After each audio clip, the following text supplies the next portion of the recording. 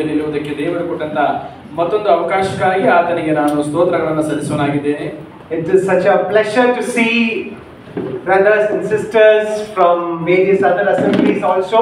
ಇತರ ಸಭೆಗಳಿಂದ ಬಂದಿರುವಂತಹ ಸಹೋದರ ಸಹೋದರರೆಲ್ಲರನ್ನ ನೋಡುವುದು ಬಹಳ ಸಂತೋಷಕರವಾದಂತಹ ವಿಷಯ. It is God who has brought you here today. ಇಂದು ನಿಮ್ಮನ್ನ ದೇವರು ಇಲ್ಲಿ ಕರೆತಂದವನಾಗಿದ್ದಾನೆ. There would have been many obstacles, many hardships, many things would have maybe told no need to go, but still God has brought you here. ಈ ದಿವಸ ಇಲ್ಲಿಗೆ ಹೋಗುವುದು ಬೇಡ ಎಂಬುದಾಗಿ ಹೇಳುವುದಕ್ಕೆ ಅನೇಕ ಕಾರಣಗಳು, ಅನೇಕ ಅಡ್ಡಿ ಆತಂಕಗಳು ಇದ್ದಿರಬಹುದು. ಆದರೆ ಅವುಗಳ ನಡುವೆ ದೇವರು ನಿಮ್ಮನ್ನು ಇಲ್ಲಿ ಕರೆತಂದವನಾಗಿದ್ದಾನೆ. And many people could not come also. ಇದು ಅನೇಕರು ಬರಲಿಕ್ಕೆ ಕೂಡ ಸಾಧ್ಯವಾಗಲಿಲ್ಲ. But God has specifically brought you here today to hear the word of God. ಆದರೆ ದೇವರು ನೀವು ತನ್ನ ವಾಕ್ಯವನ್ನ ಕೇಳಬೇಕೆಂಬುದಕ್ಕಾಗಿ ನಿರ್ದಿಷ್ಟವಾಗಿ ನಿಮ್ಮನ್ನ ಕರೆತಂದವನಾಗಿದ್ದಾನೆ. On the outside, again, let me thank you all for your prayers. ಮತ್ತೊಮ್ಮೆ ನಿಮ್ಮೆಲ್ಲರ ಪ್ರಾರ್ಥನೆಗಳಿಗಾಗಿ ನಾನು ಕೃತಜ್ಞತೆ ಸಲ್ಲಿಸುತ್ತೇನೆ. And it is always a privilege to be a witness of the great things which God has done. ದೇವರು ಮಾಡಿದಂತಹ ಶ್ರೇಷ್ಠವಾದಂತಹ ಕಾರ್ಯಗಳ ವಿಷಯಗಳಲ್ಲಿ ಸಾಕ್ಷೀಕರಿಸುವಂತದ್ದು ಯಾವಾಗಲೂ ಉತ್ತಮವಾದಂತಹ ಸಂಗತಿಯಾಗಿದೆ. Yesterday we were looking from the scriptures about the timing of God. ನಿನ್ನೆ ದಿವಸ ನಾವು ಶಾಸ್ತ್ರದ ಅಥವಾ ದೇವರ ವಾಕ್ಯದಿಂದ ದೇವರ ಸಮಯದ ವಿಷಯವಾಗಿ ನಾವು ಕಲಿತಾ ಬಂದೆವು. We were looking at the importance of the word of God. ದೇವರ ವಾಕ್ಯದ ಪ್ರಾಮುಖ್ಯತೆ ಕುರಿತಾಗಿ ನಾವು ಕಲಿತೆವು. We were seeing how God orchestrates various things so that his children are protected and kept safe in this world. ಈ ಲೋಕದಲ್ಲಿ ದೇವ ಜನರು ಅಂದ್ರೆ ಆತನ ಮಕ್ಕಳು ಭದ್ರತೆಯಿಂದ ಕೂಡಿರುವುದಕ್ಕಾಗಿ ದೇವರು ಯಾವ ರೀತಿಯಲ್ಲಿ ಎಲ್ಲಾ ಸಂಗತಿಗಳನ್ನ ಸುವ್ಯವಸ್ಥಿತವಾಗಿ ಮಾಡುತ್ತಾನೆ ಎಂಬುದನ್ನು ನೋಡಿದೆವು. We were even looking at the way in which the pain which God can use for the glory of his name. ಯಾವ ರೀತಿಯಾಗಿ ದೇವರು ನಮಗಿರುವಂತಹ ನೋವುಗಳನ್ನ ತನ್ನ ನಾಮದ ಮಹಿಮೆಗಾಗಿ ಉಪಯೋಗಿಸಲು ಸಾಧ್ಯ ಎಂಬುದನ್ನು ನೋಡಿದೆವು. We were even seeing that many things which happen in our lives, we may never understand it at that time, but later on, years later, when we look back, we see the beauty of God working through those painful situations. ಅದೇ ರೀತಿಯಾಗಿ ನಾವು ಅನೇಕ ಸಂದರ್ಭಗಳಲ್ಲಿ ಹಾದು ಹೋಗುವಂತಹ ನೋವುಗಳು, ಕಣ್ಣೀರುಗಳ ಸಮಯಗಳಲ್ಲಿ ಅದರ ಕಾರಣಗಳು ನಮಗೆ ಆ ಸಂದರ್ಭಗಳಲ್ಲಿ ಅರ್ಥವಾಗದಿದ್ದರೂ ಕೂಡ ಅನೇಕ ವರ್ಷಗಳಾದ ಮೇಲೆ ದೇವರು ಮಾಡಿದಂತಹ ಆ ಕಾರ್ಯಗಳನ್ನು ನಾವು ನೆನೆಸುವ ವಿಷಯಗಳನ್ನು ಕೂಡ ನಿನ್ನೆ ಸಂಜೆ ನಾವು ನೋಡಿದೆವು. Today again, I want to go back to that same verse which we read in the beginning yesterday. ನಿನ್ನೆ ದಿವಸ ನಾವು ಓದಿದಂತಹ ಅದೇ ವಾಕ್ಯಕ್ಕೆ ಹಿಂತಿರುಗಿ ಹೋಗಲಿಕ್ಕೆ ನಾನು ಬಯಸುವನಾಗಿದ್ದೇನೆ. In 1 Thessalonians chapter 2 and verse 13. ಥೆಸಲೋನಿಕದವರಿಗೆ ಬರೆದಂತಹ ಮೊದಲನೇ ಪತ್ರಿಕೆ 2ನೇ ಅಧ್ಯಾಯದ 13ನೇ ವಚನ. Somebody read and help. ಹೀಗಾಗಿ ನೀವು ದೇವರ ವಾಕ್ಯವನ್ನು ನಮ್ಮಿಂದ ಕೇಳಿದಾಗ ಅದನ್ನು ಮನುಷ್ಯರ ವಾಕ್ಯವೆಂದೆನಿಸದೆ ದೇವರ ವಾಕ್ಯವೆಂದು ತಿಳಿದು ಅಂಗೀಕರಿಸಿದ್ದಕ್ಕಾಗಿ ನಾವಂತೂ ಎಡಬಿಡದೆ ದೇವರಿಗೆ ಕೃತಜ್ಞತೆ ಮಾಡುತ್ತೇವೆ. ಅದು ನಿಜವಾಗಿ ದೇವರ ವಾಕ್ಯವೇ. ಅದು ನಂಬುವರಾದ ನಿಮ್ಮೊಳಗೆ ಬಲವಾಗಿ ಕೆಲಸವನ್ನು ನಡೆಸುತ್ತದೆ. Nijamai Devara Vakyam. Beautiful. It is indeed, we were looking yesterday how the background of how the Thessalonian church was formed. ಯಾವ ರೀತಿಯಾಗಿ ಥೆಸಲೋನಿಕ ಪಟ್ಟಣದಲ್ಲಿದ್ದಂತಹ ಆ ಸಭೆಯು ಉಂಟಾಯಿತು ಎಂಬುದರ ಹಿನ್ನೆಲೆ ಕುರಿತಾಗಿ ನೆನ್ನೆ ನಾವು ನೋಡ್ತಾ ಬಂದೆವು. And so we were seeing that this is a very very new church which Paul is writing this letter to. ಪೌಲನು ಬರೆಯುತ್ತಿರುವಂತಹ ಈ ಪತ್ರಿಕೆಯ ಆ ಒಂದು ಸಭೆಯು ಅದು ಹೊಸದಾಗಿ ಅಥವಾ ನೂತನವಾಗಿ ಆರಂಭಗೊಂಡಂತಹ ಸಭೆಯಾಗಿತ್ತು. We were seeing from Acts chapter 17, if you could turn that for a second because there are some new people here. Acts chapter 17. ಇದು ಕೆಲವರು ಹೊಸದಾಗಿ ಬಂದಿರುವ ಕಾರಣದಿಂದ ಅವರ ಒಳಿತಿಗಾಗಿ ಅಪೊಸ್ತಲರ ಕೃತ್ಯಗಳು 17ನೇ ಅಧ್ಯಾಯಕ್ಕೆ ನಾವು ತಿರುಗಿಸೋಣ. In verse 2, 2ನೇ ವಚನ. ಪೌಲನು ತನ್ನ ಪದ್ಧತಿಯ ಪ್ರಕಾರ ಅಲ್ಲಿದ್ದವರ ಬಳಿಗೆ ಹೋಗಿ 3 ಸಂಬಂಧಗಳಲ್ಲಿ ಶಾಸ್ತ್ರಾಂಗದಿಂದ ಅವರ ಸಂಗಡ ವಾದಿಸಿ ಆಯಾ ವಚನಗಳ ಅರ್ಥವನ್ನು ಹೆಚ್ಚಿ ಕ್ರಿಸ್ತನು ಬಾಧೆಯನ್ನು ವಹಿಸಿ ಸತ್ತು ಎಂದು ಬರುವುದು ಅಗತ್ಯವಂತನು ನಾನು ನಿಮಗೆ ಪ್ರಸಿದ್ಧಪಡಿಸುವ ಯೇಸುವೆ ಆ ಕ್ರಿಸ್ತನನ್ನು ಸ್ಥಾಪಿಸಿದನು. so we find that they traveled from Philippi, in which there were a lot of issues and a lot of problems and a lot of ways in which God worked in their lives, and now they have reached Thessalonica. ಅವರು ಫಿಲಿಪ್ಪಿ ಪಟ್ಟಣದಿಂದ ತಮ್ಮ ಪ್ರಯಾಣವನ್ನು ಆರಂಭ ಮಾಡಿ ಅನೇಕ ಸಮಸ್ಯೆಗಳ ಮೂಲಕವಾಗಿ ಹಾದು ಹೋಗಿ ಈಗ ಥೆಸಲೋನಿಕ ಪಟ್ಟಣಕ್ಕೆ ಬಂದು ತಲುಪಿದ್ದಾರೆ. And reaching Thessalonica itself, we find that they are entering the synagogue, that they are talking about in the Sabbath, they were talking through the scriptures which they had at that time. and told about Jesus Christ. ಆ ಕಾಲದಲ್ಲಿ ಅವರು ಥೆಸಲೋನಿಕ ಪಟ್ಟಣವನ್ನು ತಲುಪಿದ ನಂತರ ಸಭಾ ಮಂದಿರವನ್ನ ಸಬ್ಬತ್ ದಿನಗಳಲ್ಲಿ ಅವರು ಪ್ರವೇಶ ಮಾಡಿ ಅಲ್ಲಿಗೆ ಹೋಗಿ ಶಾಸ್ತ್ರವನ್ನು ತೆಗೆದು ಯೇಸುವೇ ಕ್ರಿಸ್ತನೆಂದು ಸ್ಥಾಪಿಸುವರಾಗಿ ಅವರನ್ನ ಬಿಚ್ಚಿ ಅವುಗಳ ಅರ್ಥಗಳನ್ನು ವಿವರಿಸಿದರು. And then we find that some people, the Greeks, the Jews, and some of the prominent women are accepting Jesus as their personal savior, and they are added to Silas and Paul. ಅಲ್ಲಿ ನಾವು ನೋಡುವ ಹಾಗೆ ಅನೇಕ ಮಂದಿ ಅನ್ಯರು, ಯಹೂದ್ಯರು ಮತ್ತು ಸ್ತ್ರೀಯರು ಅವರು ಕರ್ತನಾದ ಯೇಸು ಕ್ರಿಸ್ತನನ್ನ ಸ್ವೀಕರಿಸಿ ಅವರು ಪೌಲ ಸೀಲರೊಂದಿಗೆ ಸೇರಿದವರಾದರು ಎಂಬುದಾಗಿ ನೋಡುತ್ತೇವೆ. But then problems begin. ಅಲ್ಲಿ ಅನೇಕ ಸಮಸ್ಯೆಗಳು ಉದ್ಭವವಾದವು. When the power of God is active, all the other side power also is working to prevent the spread of the gospel. ದೇವರ ವಾಕ್ಯದ ಶಕ್ತಿಯು ಸಕ್ರಿಯವಾಗುವಾಗ ಅವುಗಳನ್ನು ಅಡ್ಡಿ ಮಾಡುವುದಕ್ಕೆ ಅಥವಾ ಸುವಾರ್ತೆಯನ್ನು ಅಡ್ಡಿಪಡಿಸುವುದಕ್ಕಾಗಿ ಇತರ ಅಂಧಕಾರ ಶಕ್ತಿಗಳು ಕೂಡ ಕಾರ್ಯ ಮಾಡುವುದನ್ನು ನಾವು ನೋಡುತ್ತೇವೆ. So we find that some evil men are gathered together and they are persecuting Jason and the other people there. ಅಲ್ಲಿ ನಾವು ನೋಡುವ ಹಾಗೆ ಕೆಲವು ದುಷ್ಟ ಜನರು ಒಟ್ಟಾಗಿ ಸೇರಿ ಯಾಸೋನನನ್ನು ಮತ್ತು ಇತರರನ್ನ ಅಲ್ಲಿ ಹಿಂಸೆ ಮಾಡುವುದನ್ನು ನಾವು ನೋಡುತ್ತೇವೆ. And we find that the words which are used by these people in itself is a testimony of the great people these Paul and Silas are. ಅಲ್ಲಿರುವಂತಹ ಜನರು ಉಪಯೋಗಿಸಿದಂತಹ ಮಾತುಗಳೇ ಈ ಪೌಲನು ಮತ್ತು ಸೀಲನು ಶ್ರೇಷ್ಠರಾದಂತಹ ಜನರು ಎಂಬ ಸಾಕ್ಷಿಯನ್ನು ತೋರಿಸುವಂತಹ ಮಾತುಗಳಾಗಿವೆ. We read these who have turned the world upside down have come here too. ಅಲ್ಲಿ ನಾವು ಓದುತ್ತೇವೆ ಲೋಕವನ್ನು ಅಲ್ಲೋಲ ಕಲ್ಲೋಲ ಮಾಡಿದಂತಹ ಜನರು ಇಲ್ಲಿಯೂ ಕೂಡ ಬಂದಿದ್ದಾರೆ ಎಂದು ಓದುತ್ತೇವೆ. Can that be told of each one of us in our locality, in our college, in our school, in our workplace, saying, oh, this man is turning the world upside down? ನಾವು ಇರುವಂತಹ ಸ್ಥಳಗಳಲ್ಲಿ, ಓದುವಂತಹ ಕಾಲೇಜುಗಳಲ್ಲಿ, ವಿದ್ಯಾಭ್ಯಾಸಗಳಲ್ಲಿ, ಕೆಲಸದ ಕಚೇರಿಗಳಲ್ಲಿ, ನಮ್ಮ ಸ್ಥಳೀಯ ಸ್ಥಾನಗಳಲ್ಲಿ ನಮ್ಮ ಕುರಿತಾಗಿ ಜನರು ಈ ವ್ಯಕ್ತಿಯು ಲೋಕವನ್ನ ಅಲ್ಲೋಲ ಕಲ್ಲೋಲ ಮಾಡುವನಾಗಿದ್ದಾನೆ ಎಂಬುದಾಗಿ ನಮ್ಮ ಕುರಿತಾಗಿ ಹೇಳಲಿಕ್ಕೆ ಸಾಧ್ಯವೇ? Oh, there is a world system which is being followed by the multitudes, and here is one man standing and turning that system upside down. ಇಲ್ಲಿ ನಾವು ನೋಡುವ ಹಾಗೆ ಬಹು ಜನರ ಗುಂಪು ಲೋಕದ ಒಂದು ಸುವ್ಯವಸ್ಥಿತ ಒಂದು ವ್ಯವಸ್ಥೆಯನ್ನ ಅನುಸರಿಸಿ ಹಿಂಬಾಲಿಸುತ್ತಿರುವಲ್ಲಿ ಇಲ್ಲಿ ಒಬ್ಬ ವ್ಯಕ್ತಿ ಇದ್ದಾನೆ. ಆ ಒಬ್ಬ ವ್ಯಕ್ತಿ ಲೋಕವನ್ನ ಅಲ್ಲೋಲ ಕಲ್ಲೋಲ ಮಾಡಿದ ತಳಕೆಳಗಾಗಿ ಮಾಡುವನಾಗಿದ್ದಾನೆ. What is the testimony which our opposing people, which our enemies are saying about us? ನಮ್ಮನ್ನ ವಿರುದ್ಧವಾಗಿ ನೋಡುವಂತಹ ಜನರು, ನಮ್ಮ ವಿರುದ್ಧವಾಗಿ ನಿಲ್ಲುವಂತಹ ಜನರು ನಮ್ಮ ಕುರಿತಾಗಿ ಹೇಳುವಂತಹ ಸಾಕ್ಷಿ ಏನು? What was told about Daniel? ದಾನಿಯೇಲನ ಕುರಿತಾಗಿ ಹೇಳಿದ್ದೇನು? About Daniel, what fault could be found?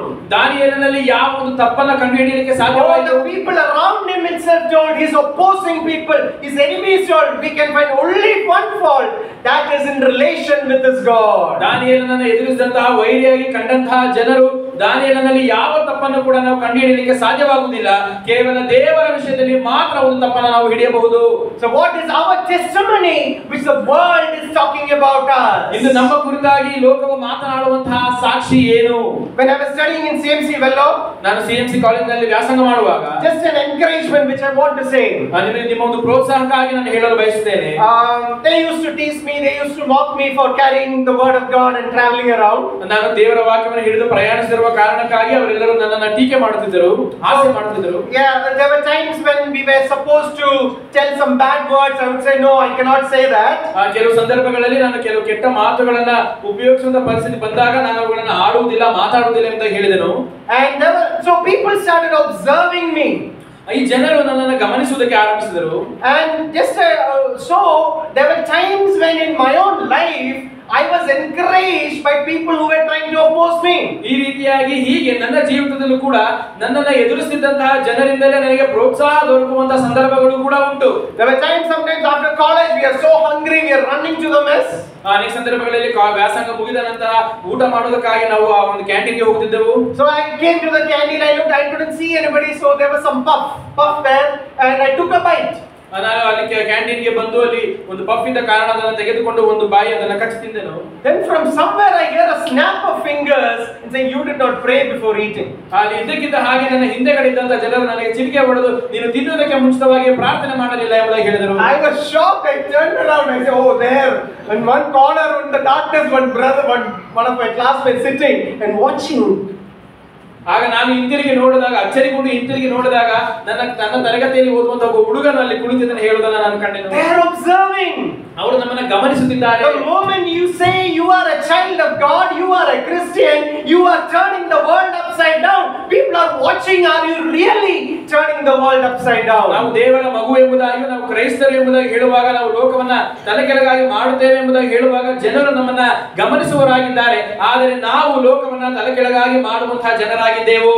There was a time when maybe in the 4th year or something like that, and they know I don't swear, I don't use bad words.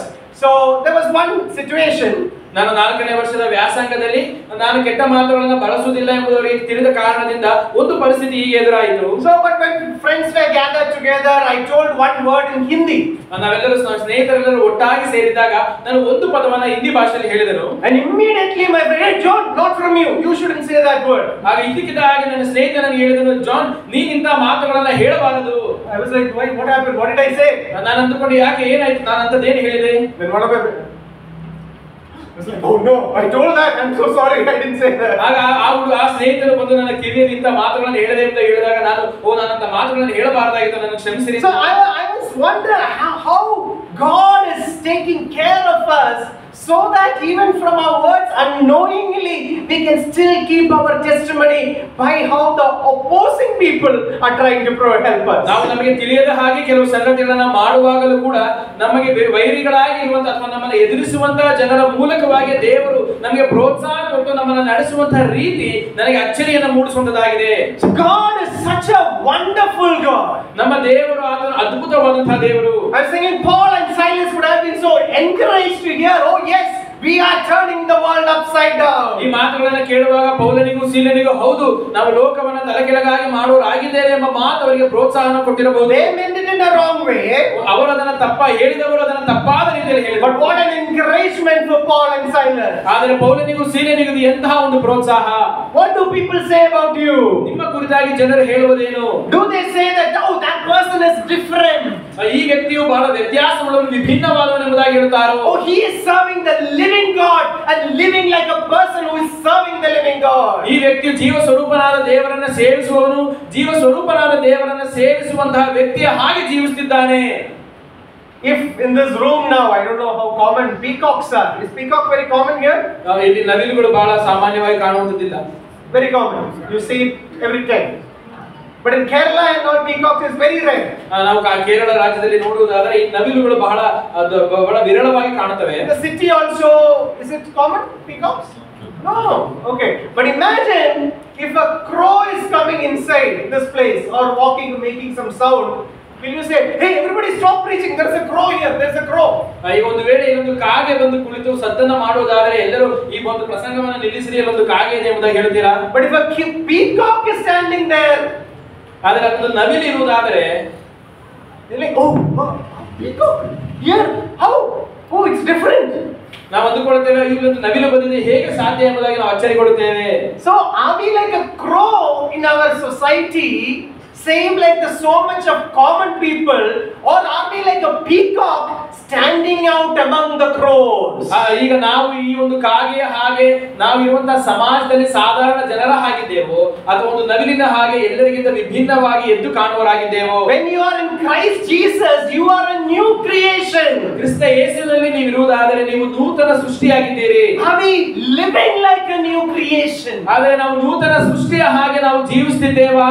Or are we same and ordinary like all the people around us, so that we can blend in along with them? ಅಥವಾ ಇಲ್ಲ ಇತರ ಜನರ ಹಾಗೆ, ಸಾಧಾರಣ ಜನರ ಹಾಗೆ ನಾವು ಎಲ್ಲರೊಂದಿಗೆ ಒಟ್ಟಾಗಿ ಹೋಗಬಹುದು ಎಂಬ ಕಾರಣದಿಂದ ಅವರ ಹಾಗೆಯೇ ಸಾಧಾರಣವಾಗಿ ಜೀವಿಸುವರಾಗಿದ್ದೇವಾ? Or then people won't talk about you. ಆಗಿರುವುದಾದರೆ ಜನರು ನಿಮ್ಮ ಕುರಿತಾಗಿ ಮಾತನಾಡುವುದಿಲ್ಲ. Oh yes, you can go so unobserved. I am not here, you people, I am not hurting anybody, I can go. ಒಂದು ವೇಳೆ ನಾವು ಹೋಗಬಹುದು, ನನ್ನನ್ನು ಯಾರು ಗಮನಿಸುವುದು ಬೇಡ, ನಾನು ಯಾರಿಗೂ ನೋವನ್ನುಂಟು ಮಾಡುವುದಿಲ್ಲ ಎಂಬುದಾಗಿ ಹೇಳಿ ನಿಮ್ಮ ಪಾಡಿಗೆ ಇರಬಹುದು. Or are you creating a ruckus in the place you are? ಅಥವಾ ಇಲ್ಲಿ ನೀವು ಇರುವಂತಹ ಸ್ಥಳದಲ್ಲಿ ನೀವು ಒಂದು ಗದ್ದಲವನ್ನು ಉಂಟು ಮಾಡುತ್ತಿದ್ದೀರೋ? Oh, are you making people talk about you? ಜನರು ನಿಮ್ಮ ಕುರಿತಾಗಿ ಮಾತನಾಡುವ ಹಾಗೆ ನೀವು ಮಾಡುತ್ತಿದ್ದೀರಾ? Are they wondering why is he like this? ಈ ವ್ಯಕ್ತಿಯು ಯಾಕೆ ಹೀಗಿದ್ದಾನೆ ಎಂಬುದಾಗಿ ಅವರು ನಿಮ್ಮ ಕುರಿತಾಗಿ ಆಶ್ಚರ್ಯಪಡುತ್ತಿದ್ದಾರೋ? There are so many simple ways in which he can behave? Why is he opposing these things?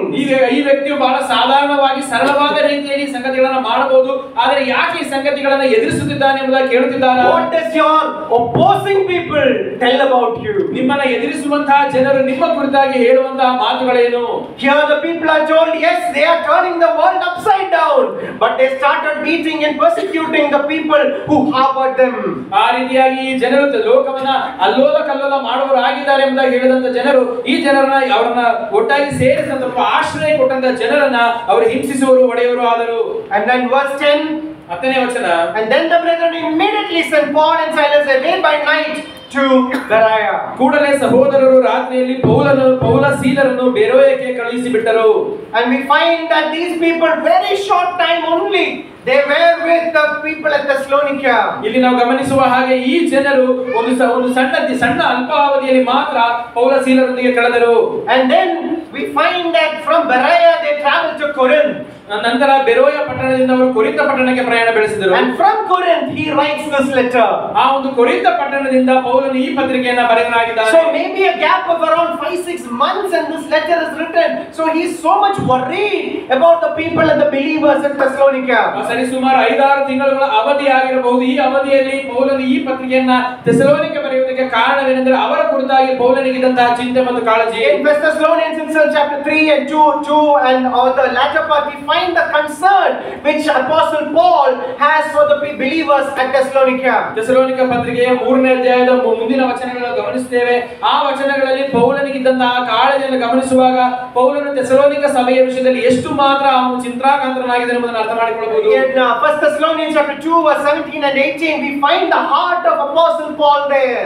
ಥೆಸಲೋನಿಕದವರ ಬರೆದ ಪತ್ರಿಕೆಯ 1ನೇ ಅಧ್ಯಾಯದ 2ನೇ ಅಧ್ಯಾಯದ 17-18ರಲ್ಲಿ ಪೌಲನು ಥೆಸಲೋನಿಕ ಸಭೆಯ ವಿಶ್ವಾಸ ಹೃದಯದಲ್ಲಿ ವಿಷಯಗಳನ್ನು ಹೊಂದಿದಂತಹ ಆ ಹೃದಯದ ಭಾವನೆಗಳನ್ನು ನಾವಲ್ಲಿ ನೋಡುತ್ತೇವೆ. How much he wants to see them face to face. ಅವರನ್ನು ಮುಖಾಮುಖಿಯಾಗಿ ನೋಡುವುದಕ್ಕೆ ಪೌಲನು ಎಷ್ಟು ಮಾತ್ರ ಬಯಸುತ್ತಿದ್ದಾನೆ ಎಂಬುದಾಗಿ ಹೇಳುವುದನ್ನು ನೋಡುತ್ತೇವೆ. And we come to chapter 3, 3ನೇ ಅಧ್ಯಾಯಕ್ಕೆ ಬರುವಾಗ and we find that at Athens he says that he sends later on we find that he sent Timothy to find how they are doing. ಅವರು ಥೆಸಲೋನಿಕದಲ್ಲಿ ಇದ್ದಂತಹ ವಿಶ್ವಾಸಿಗಳು ಹೇಗಿದ್ದಾರೆ ಎಂಬುದನ್ನು ತಿಳಿದುಕೊಳ್ಳುವುದಕ್ಕಾಗಿ ತಿಮೋಥೆಯನನ್ನು ಪೌಲನು ಕಳುಹಿಸುವುದನ್ನು 3ನೇ ಅಧ್ಯಾಯದಲ್ಲಿ ನೋಡುತ್ತೇವೆ.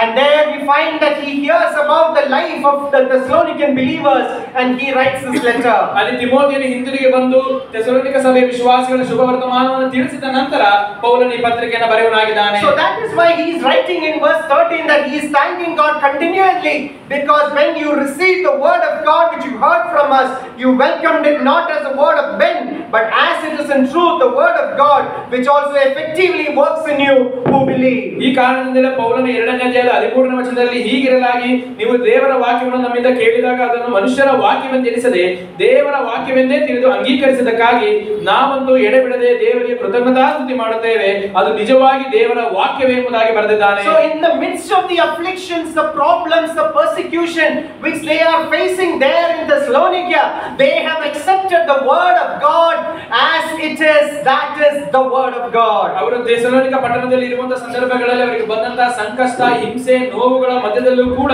ಅವರು ದೇವರ ವಾಕ್ಯವೆಂದೇ ನಿಜವಾಗಿ ದೇವರ ವಾಕ್ಯವೆಂದೇ ಸ್ವೀಕರಿಸಿದರು. Because we were looking yesterday the importance of that. ಯಾಕಂದ್ರೆ ಇದರ ಪ್ರಾಮುಖ್ಯತೆ ಕುರಿತಾಗಿ ನಿನ್ನೆ ದಿವಸ ನಾವು ಕೇಳುತ್ತಾ ಬಂದೆವು. So I want to continue today in that particular thought stream itself. ಆ ಒಂದು ಆಲೋಚನೆಯ ನಡುವಲ್ಲೇ ನಾನು ಮುಂದೆ ಸಾಗಲು ಬಯಸುತ್ತೇನೆ. What is the danger of not seeing the word of God as it is? ದೇವರ ವಾಕ್ಯವನ್ನ ಇರುವಂತಹ ರೀತಿಯಲ್ಲೇ ದೇವರ ವಾಕ್ಯವೆಂದು ಪರಿಗಣಿಸದೆ ಹೋದರೆ ಅದರಲ್ಲಿರುವಂತಹ ಅಪಾಯವೇನು? What is the danger of not obeying it correctly? ದೇವರ ವಾಕ್ಯಕ್ಕೆ ಸರಿಯಾದ ರೀತಿಯಲ್ಲಿ ವಿಧೇಯವಾಗದೆ ಹೋದರೆ ಆಗುವಂತಹ ಅಪಾಯವೇನು? And how can you really obey it as the word of God? ದೇವರ ವಾಕ್ಯವನ್ನು ದೇವರ ವಾಕ್ಯವೆಂದೇ ಸರಿಯಾದ ರೀತಿಯಲ್ಲಿ ಹೇಗೆ ವಿಧೇಯನಾಗಲು ಸಾಧ್ಯ? So we'll be looking at various scripture passages in which these particular concepts are coming forward. ಈ ಒಂದು ಪರಿಕಲ್ಪನೆಗಳು ನಮಗೆ ಕಾಣುವಂತಹ ಕೆಲವು ವಿವಿಧ ಭಾಗಗಳನ್ನು ನಾವು ನೋಡುವರಾಗಿರೋಣ. First of all, let us turn to Matthew chapter 13. ಮೊದಲನೇದಾಗಿ ಮತ್ತಾಯನು ಬರೆದ ಸುವಾರ್ತೆ 13ನೇ ಅಧ್ಯಾಯಕ್ಕೆ ಬನ್ನಿರಿ. It's a very very familiar parable which the Lord Jesus Christ is saying. ಇಲ್ಲಿ ಕರ್ತನಾದಂತಹ ಯೇಸು ಕ್ರಿಸ್ತನು ಹೇಳುತ್ತಿರುವಂತಹ ಬಹಳ ಚಿರಪರಿಚಿತವಾದಂತಹ ಸಾಮ್ಯವಾಗಿದೆ. It is the story of the sower and the field. ಇಲ್ಲಿ ನಾವು ನೋಡುವ ಹಾಗೆ ಬಿತ್ತುವವನು ಮತ್ತು ಹಣಜಿಯ ಒಂದು ನೆಲದ ಒಂದು ಸಾಮ್ಯದ ಕುರಿತಾಗಿ ನಾವು ನೋಡುತ್ತೇವೆ. We know there are two things which are same. ಇಲ್ಲಿ ನಾವು ಎರಡು ವಿಷಯಗಳು ಒಂದೇ ರೀತಿಯಾಗಿರುವಂತಹ ವಿಷಯಗಳನ್ನು The sower is the same. ಅಲ್ಲಿ ಬಿತ್ತುವವನು ಒಬ್ಬನೇ, The seed is the same. ಆ ಬಿತ್ತುವಂತಹ ಬೀಜವು ಒಂದೇ, But the field are different. ಆದರೆ ಆ ಬೀಜವು ಬಿತ್ತಲ್ಪಡುವಂತಹ ನೆಲಗಳು ವಿವಿಧವಾದಂತಹ ನೆಲಗಳು. When we come to Matthew chapter 13, ನೀವು ಮತ್ತಾಯನ ಬರೆದ ಸುವಾರ್ತೆ 13ನೇ ಅಧ್ಯಾಯಕ್ಕೆ ಬರುವಾಗ find that this great story, this parable is told by the Lord Jesus Christ. ಈ ಒಂದು ಸಾಮ್ಯವಾದದ್ದು ಕರ್ತನಾದಂತಹ ಯೇಸು ಕ್ರಿಸ್ತನಿಂದ ಹೇಳಲ್ಪಟ್ಟಿದೆಂಬುದಾಗಿ ನಾವಲ್ಲಿ ತಿಳ್ಕೊಳ್ಳುತ್ತೇವೆ. And we find that the disciples are not understanding the meaning and the connection of that particular parable to the situation which was there. ಅಲ್ಲಿದ್ದಂತಹ ಒಂದು ಪರಿಸ್ಥಿತಿಗೆ ಅನುಗುಣವಾಗಿ ಈ ಒಂದು ಸಾಮ್ಯವು ಮತ್ತು ಸಾಮ್ಯದ ಅರ್ಥವು ಈ ಶಿಷ್ಯರಿಗೆ ಅರ್ಥವಾಗದೆ ಹೋದಾಗ, So when we come to verse 18 of Matthew chapter 13, ನಾವು ಮತ್ತಾಯನ ಸುವಾರ್ತೆ 13ನೇ ಅಧ್ಯಾಯದ 18ನೇ ವಚನಕ್ಕೆ ಬರುವಾಗ, so there are four types of field there. ಅಲ್ಲಿ 4 ವಿವಿಧ ರೀತಿಯ ನೆಲಗಳನ್ನು ನೋಡುತ್ತೇವೆ. One is the roadside. ಒಂದು ದಾರಿಯ ಮಗ್ಗುಲು, Oh, then one is a stony place. ಎರಡು ಬಂಡೆಯ ಮೇಲೆ ಬಂಡೆ, Then there is the thorny place. ಮೂರನೇದಾಗಿ ಮುಳ್ಳು ಗಿಡಗಳು, And then the good field. ನಾಲ್ಕನೇದಾಗಿ ಒಳ್ಳೆಯ ನೆಲ. So there are particularly three passages, three places in three of the Gospels which talk about this parable.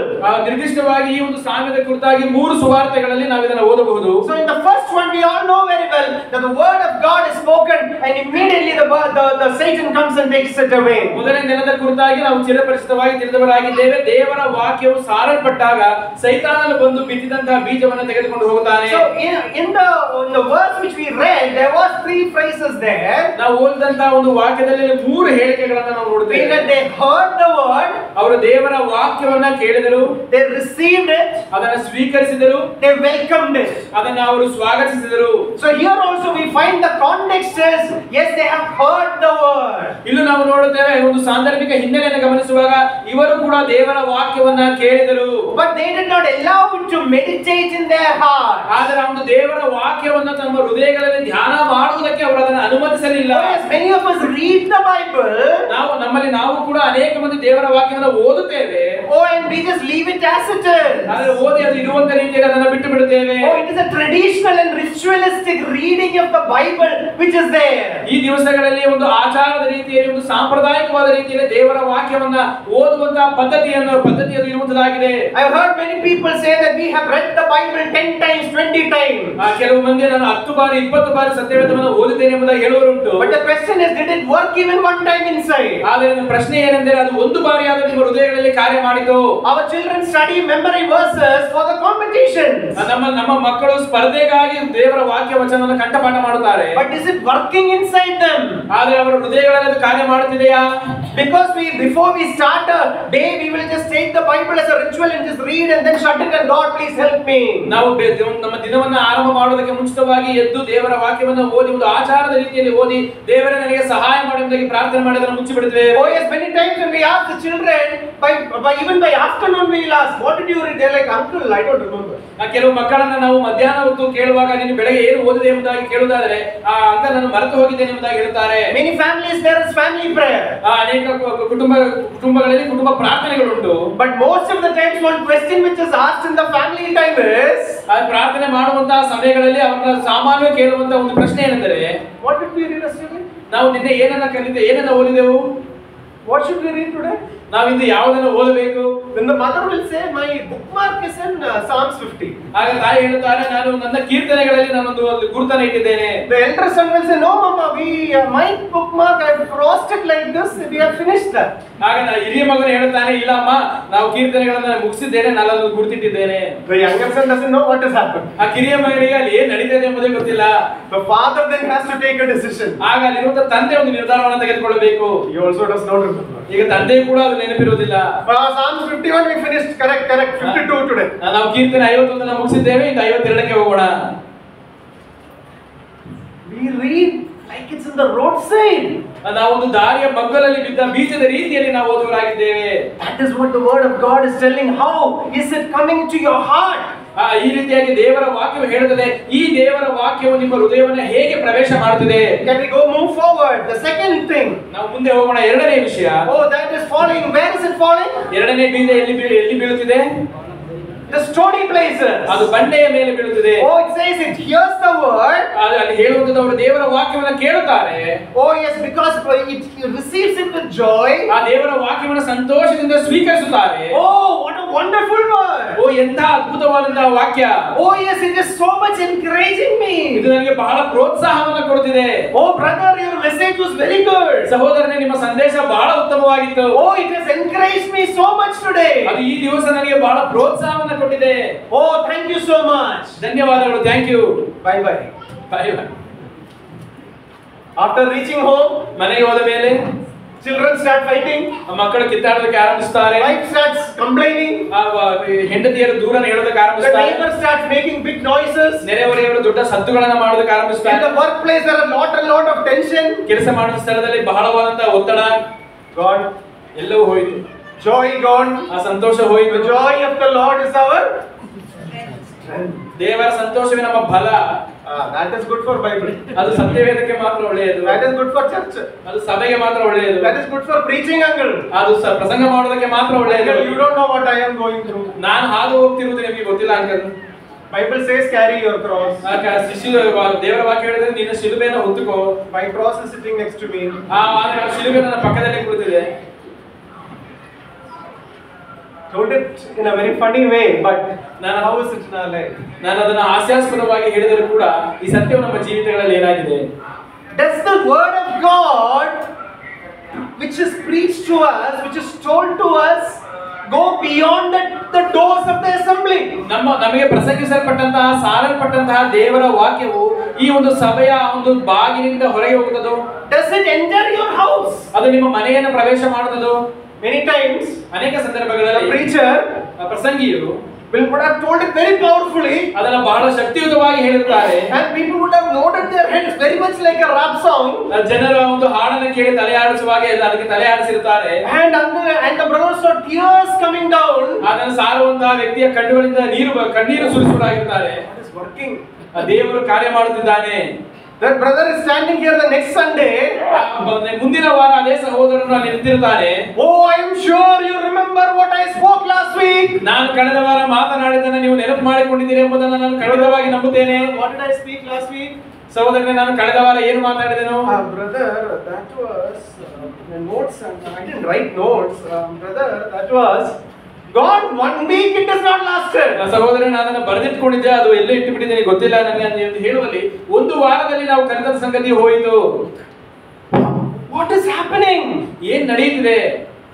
How are we having the word of God? ದೇವರ ವಾಕ್ಯವನ್ನು ನಾವು ಹೇಗೆ ಅದನ್ನು ಹೊಂದಿಕೊಂಡಿದ್ದೇವೆ? Oh, may God enable us to carry it outside into the word which has made us joyful. ನಮ್ಮನ್ನು ಸಂತೋಷಪಡಿಸಿದಂತಹ ದೇವರ ವಾಕ್ಯವನ್ನ ನಾವು ಹೊರಗೆ ತೆಗೆದುಕೊಂಡು ಹೋಗುವಂತೆ ದೇವರು ನಮ್ಮೆಲ್ಲರನ್ನು ಸಹಾಯಿಸಲಿ. Here it says, when tribulation and persecution arise, the word immediately he stumbles. ಆದರೆ ಅವರಿಗೆ ಹಿಂಸೆಯಾಗಲಿ ಸಂಕಟವಾಗಲಿ ಬಂದಾಗ ಅವರು ಕೇಳಿದಂತಹ ವಾಕ್ಯಕ್ಕೆ ಬೇರೆಯಾದ ಕಾರಣ ಅದು ಬಿದ್ದು ಹೋಗುತ್ತದೆ. Verse 22. 22ನೇ ವಚನ. Where is the third place? ಮೂರನೇ ಸ್ಥಳದಲ್ಲಿ, ಮೂರನೇ ನೆಲದಲ್ಲಿ. Yeah, under thorny places. ಅದು ಮುಳ್ಳು ಗಿಡಗಳ ಮಧ್ಯೆ.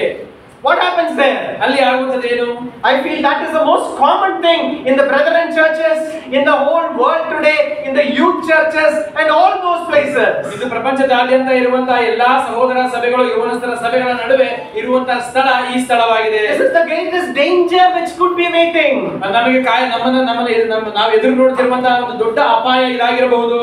Oh yes, there are persecution problems, but still we will have our Bible with us. ನಮಗೆ ಹಿಂಸೆ ಸಂಕಟಗಳು ಬಂದಾಗಲೂ ಕೂಡ ದೇವರ ವಾಕ್ಯವನ್ನು ನಮ್ಮ ಕೈಯಲ್ಲಿ ಇಟ್ಟುಕೊಂಡೇ Oh yes, ಇರ್ತೇವೆ. we will apply it in our lives and during in our workplaces. ನಾವು ಕೆಲಸ ಮಾಡುವ ಸ್ಥಳಗಳಲ್ಲಿ ಕೂಡ ದೇವರ ವಾಕ್ಯವನ್ನು ಅಳವಡಿಸಿ ನಡೆಯುವರಾಗಿರುತ್ತೇವೆ. Oh, we will stand out. ನಾವು ಎದ್ದು ನಿಲ್ಲುವರಾಗಿರುತ್ತೇವೆ. People will say, yes, he is a good Christian. ಜನರು ಹೇಳ್ತಾರೆ, ಹೌದು ಈ ವ್ಯಕ್ತಿ ಒಬ್ಬ ಒಳ್ಳೆಯ ಕ್ರೈಸ್ತನು. But ಆದರೆ next is an attitude of the heart. ಆದರೆ ನಂತರ ಬರುವಂತದ್ದು ಹೃದಯದ ಮನೋಭಾವ. What is happening here? ಇಲ್ಲಿ ಆಗುವಂತದ್ದೇನು, ನಡೆಯುತ್ತಿರುವಂತದ್ದೇನು? What are the problems there? ಇಲ್ಲಿರುವಂತಹ ಸಮಸ್ಯೆಗಳೇನು? When the word of God can't work out like the word of God. ದೇವರ ವಾಕ್ಯವು ದೇವರ ವಾಕ್ಯದಂತೆ ಕಾರ್ಯ ಮಾಡದೆ ಹೋದಾಗ ಸಂಭವಿಸುವುದೇನು? The cares of this world, ಪ್ರಪಂಚದ ಚಿಂತೆಯು, the deceitfulness of riches, ಐಶ್ವರ್ಯದಿಂದ ಉಂಟಾಗುವ ಮೋಸವು choke the word ಈ ವಾಕ್ಯವನ್ನು ಅಡಗಿಸಿ ಬಿಡುವುದರಿಂದ and makes it unfruitful. ಫಲವನ್ನ ಕೊಡದೇ ಇರುತ್ತಾನೆ. We'll read a few other passages also. Luke chapter 8. ನಾವು ಇನ್ನು ಕೆಲವು ವೇದ ಭಾಗ ಓದೋಣ. The same parable, because I just want to show some more words there. ಲೂಕನ ಬರೆದ ಸುವಾರ್ತೆ 8ನೇ ಅಧ್ಯಾಯ. Yeah, what is happening there? ಇಲ್ಲಿ ಏನನ್ನ ನಾವು ಗಮನಿಸುತ್ತೇವೆ? Verse 14. 14ನೇ ವಚನ ಓದೋಣ. ಬೇರೆ ಕೆಲವರು ವಾಕ್ಯವನ್ನು ಕೇಳಿದ ಮೇಲೆ ಬರಬರುತ್ತಾ ಈ ಜೀವಮಾನದಲ್ಲಿ ಆಗುವ ಚಿಂತೆ ಐಶ್ವರ್ಯ ಭೋಗಗಳಿಂದ ಅಡಗಿಸಲ್ಪಟ್ಟು ಫಲವನ್ನು ಮಾಗಿಸುವುದಿಲ್ಲ. ಇವರೇ ಮುಳ್ಳುಗಿಡಗಳಲ್ಲಿ ಬೀಜ ಬಿದ್ದ ನೆಲವಾಗಿರುವರು. What is happening? The pleasures of life is added also there. ಇಲ್ಲಿ ನಾವು ನೋಡುತ್ತೇವೆ ಜೀವಮಾನದ ಸಂತೋಷ ಎಂಬುದಾಗಿ. The cares of the world, ಲೋಕದ ಚಿಂತೆ, riches of the world, ಲೋಕದ ಐಶ್ವರ್ಯ, and finally we read here the pleasures of life. ಜೀವಿತದ ಭೋಗಗಳು. Read one more, Mark chapter 4. ಮಾರ್ಕನ ಬರೆದ ಸುವಾರ್ತೆ 4ನೇ ಅಧ್ಯಾಯ. There what do we read? ಅಲ್ಲಿ ನಾವು ಏನನ್ನ ಓದುತ್ತೇವೆ? Verse 19. ನಾವು ಮಾರ್ಕನ ಬರೆದ ಸುವಾರ್ತೆ 4ನೇ ಅಧ್ಯಾಯದ 19ನೇ ವಚನ.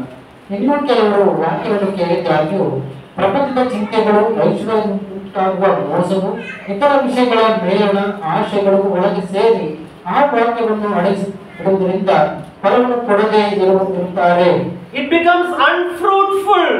ಅದು ಫಲವನ್ನ ಕೊಡದೆ ಹೋಗುವಂತವರಾಗಿರುತ್ತಾರೆ. The word of God needs to be fruitful in us. ನಮ್ಮಲ್ಲಿ ದೇವರ ವಾಕ್ಯವು ಫಲಭರಿತವಾಗುವಂತದಾಗಿರಬೇಕು. It needs to go beyond saying it was a very good word. ಅದು ಒಂದು ಒಳ್ಳೆಯ ಉತ್ತಮವಾದಂತಹ ದೇವರ ವಾಕ್ಯವಾಗಿತ್ತು ಎಂದು ಹೇಳುವುದಕ್ಕಿಂತ ಹೆಚ್ಚಾಗಿ ಅದು ಕಾರ್ಯ ಮಾಡಬೇಕು. It needs to go beyond saying it was an encouraging word of God. ಅದು ನಮಗೆ ಪ್ರೋತ್ಸಾಹ ನೀಡಿದಂತಹ ದೇವರ ವಾಕ್ಯವಾಗಿತ್ತು ಎಂದು ಹೇಳುವುದಕ್ಕಿಂತ ಹೆಚ್ಚಾಗಿ ಕಾರ್ಯ ಮಾಡಬೇಕು. It needs to go beyond the emotions and saying, oh I cried, oh emotion, oh it made me happy. It needs to go beyond that. ಅದು ನನಗೆ ಸಂತೋಷಪಡಿಸಿತು, ನನ್ನನ್ನು ಅಳುವಂತೆ ಮಾಡಿದೆ ಎಂಬ ಮಾತುಗಳನ್ನ ಮೀರುವಷ್ಟು ಅದು ಕಾರ್ಯ ಮಾಡಬೇಕು.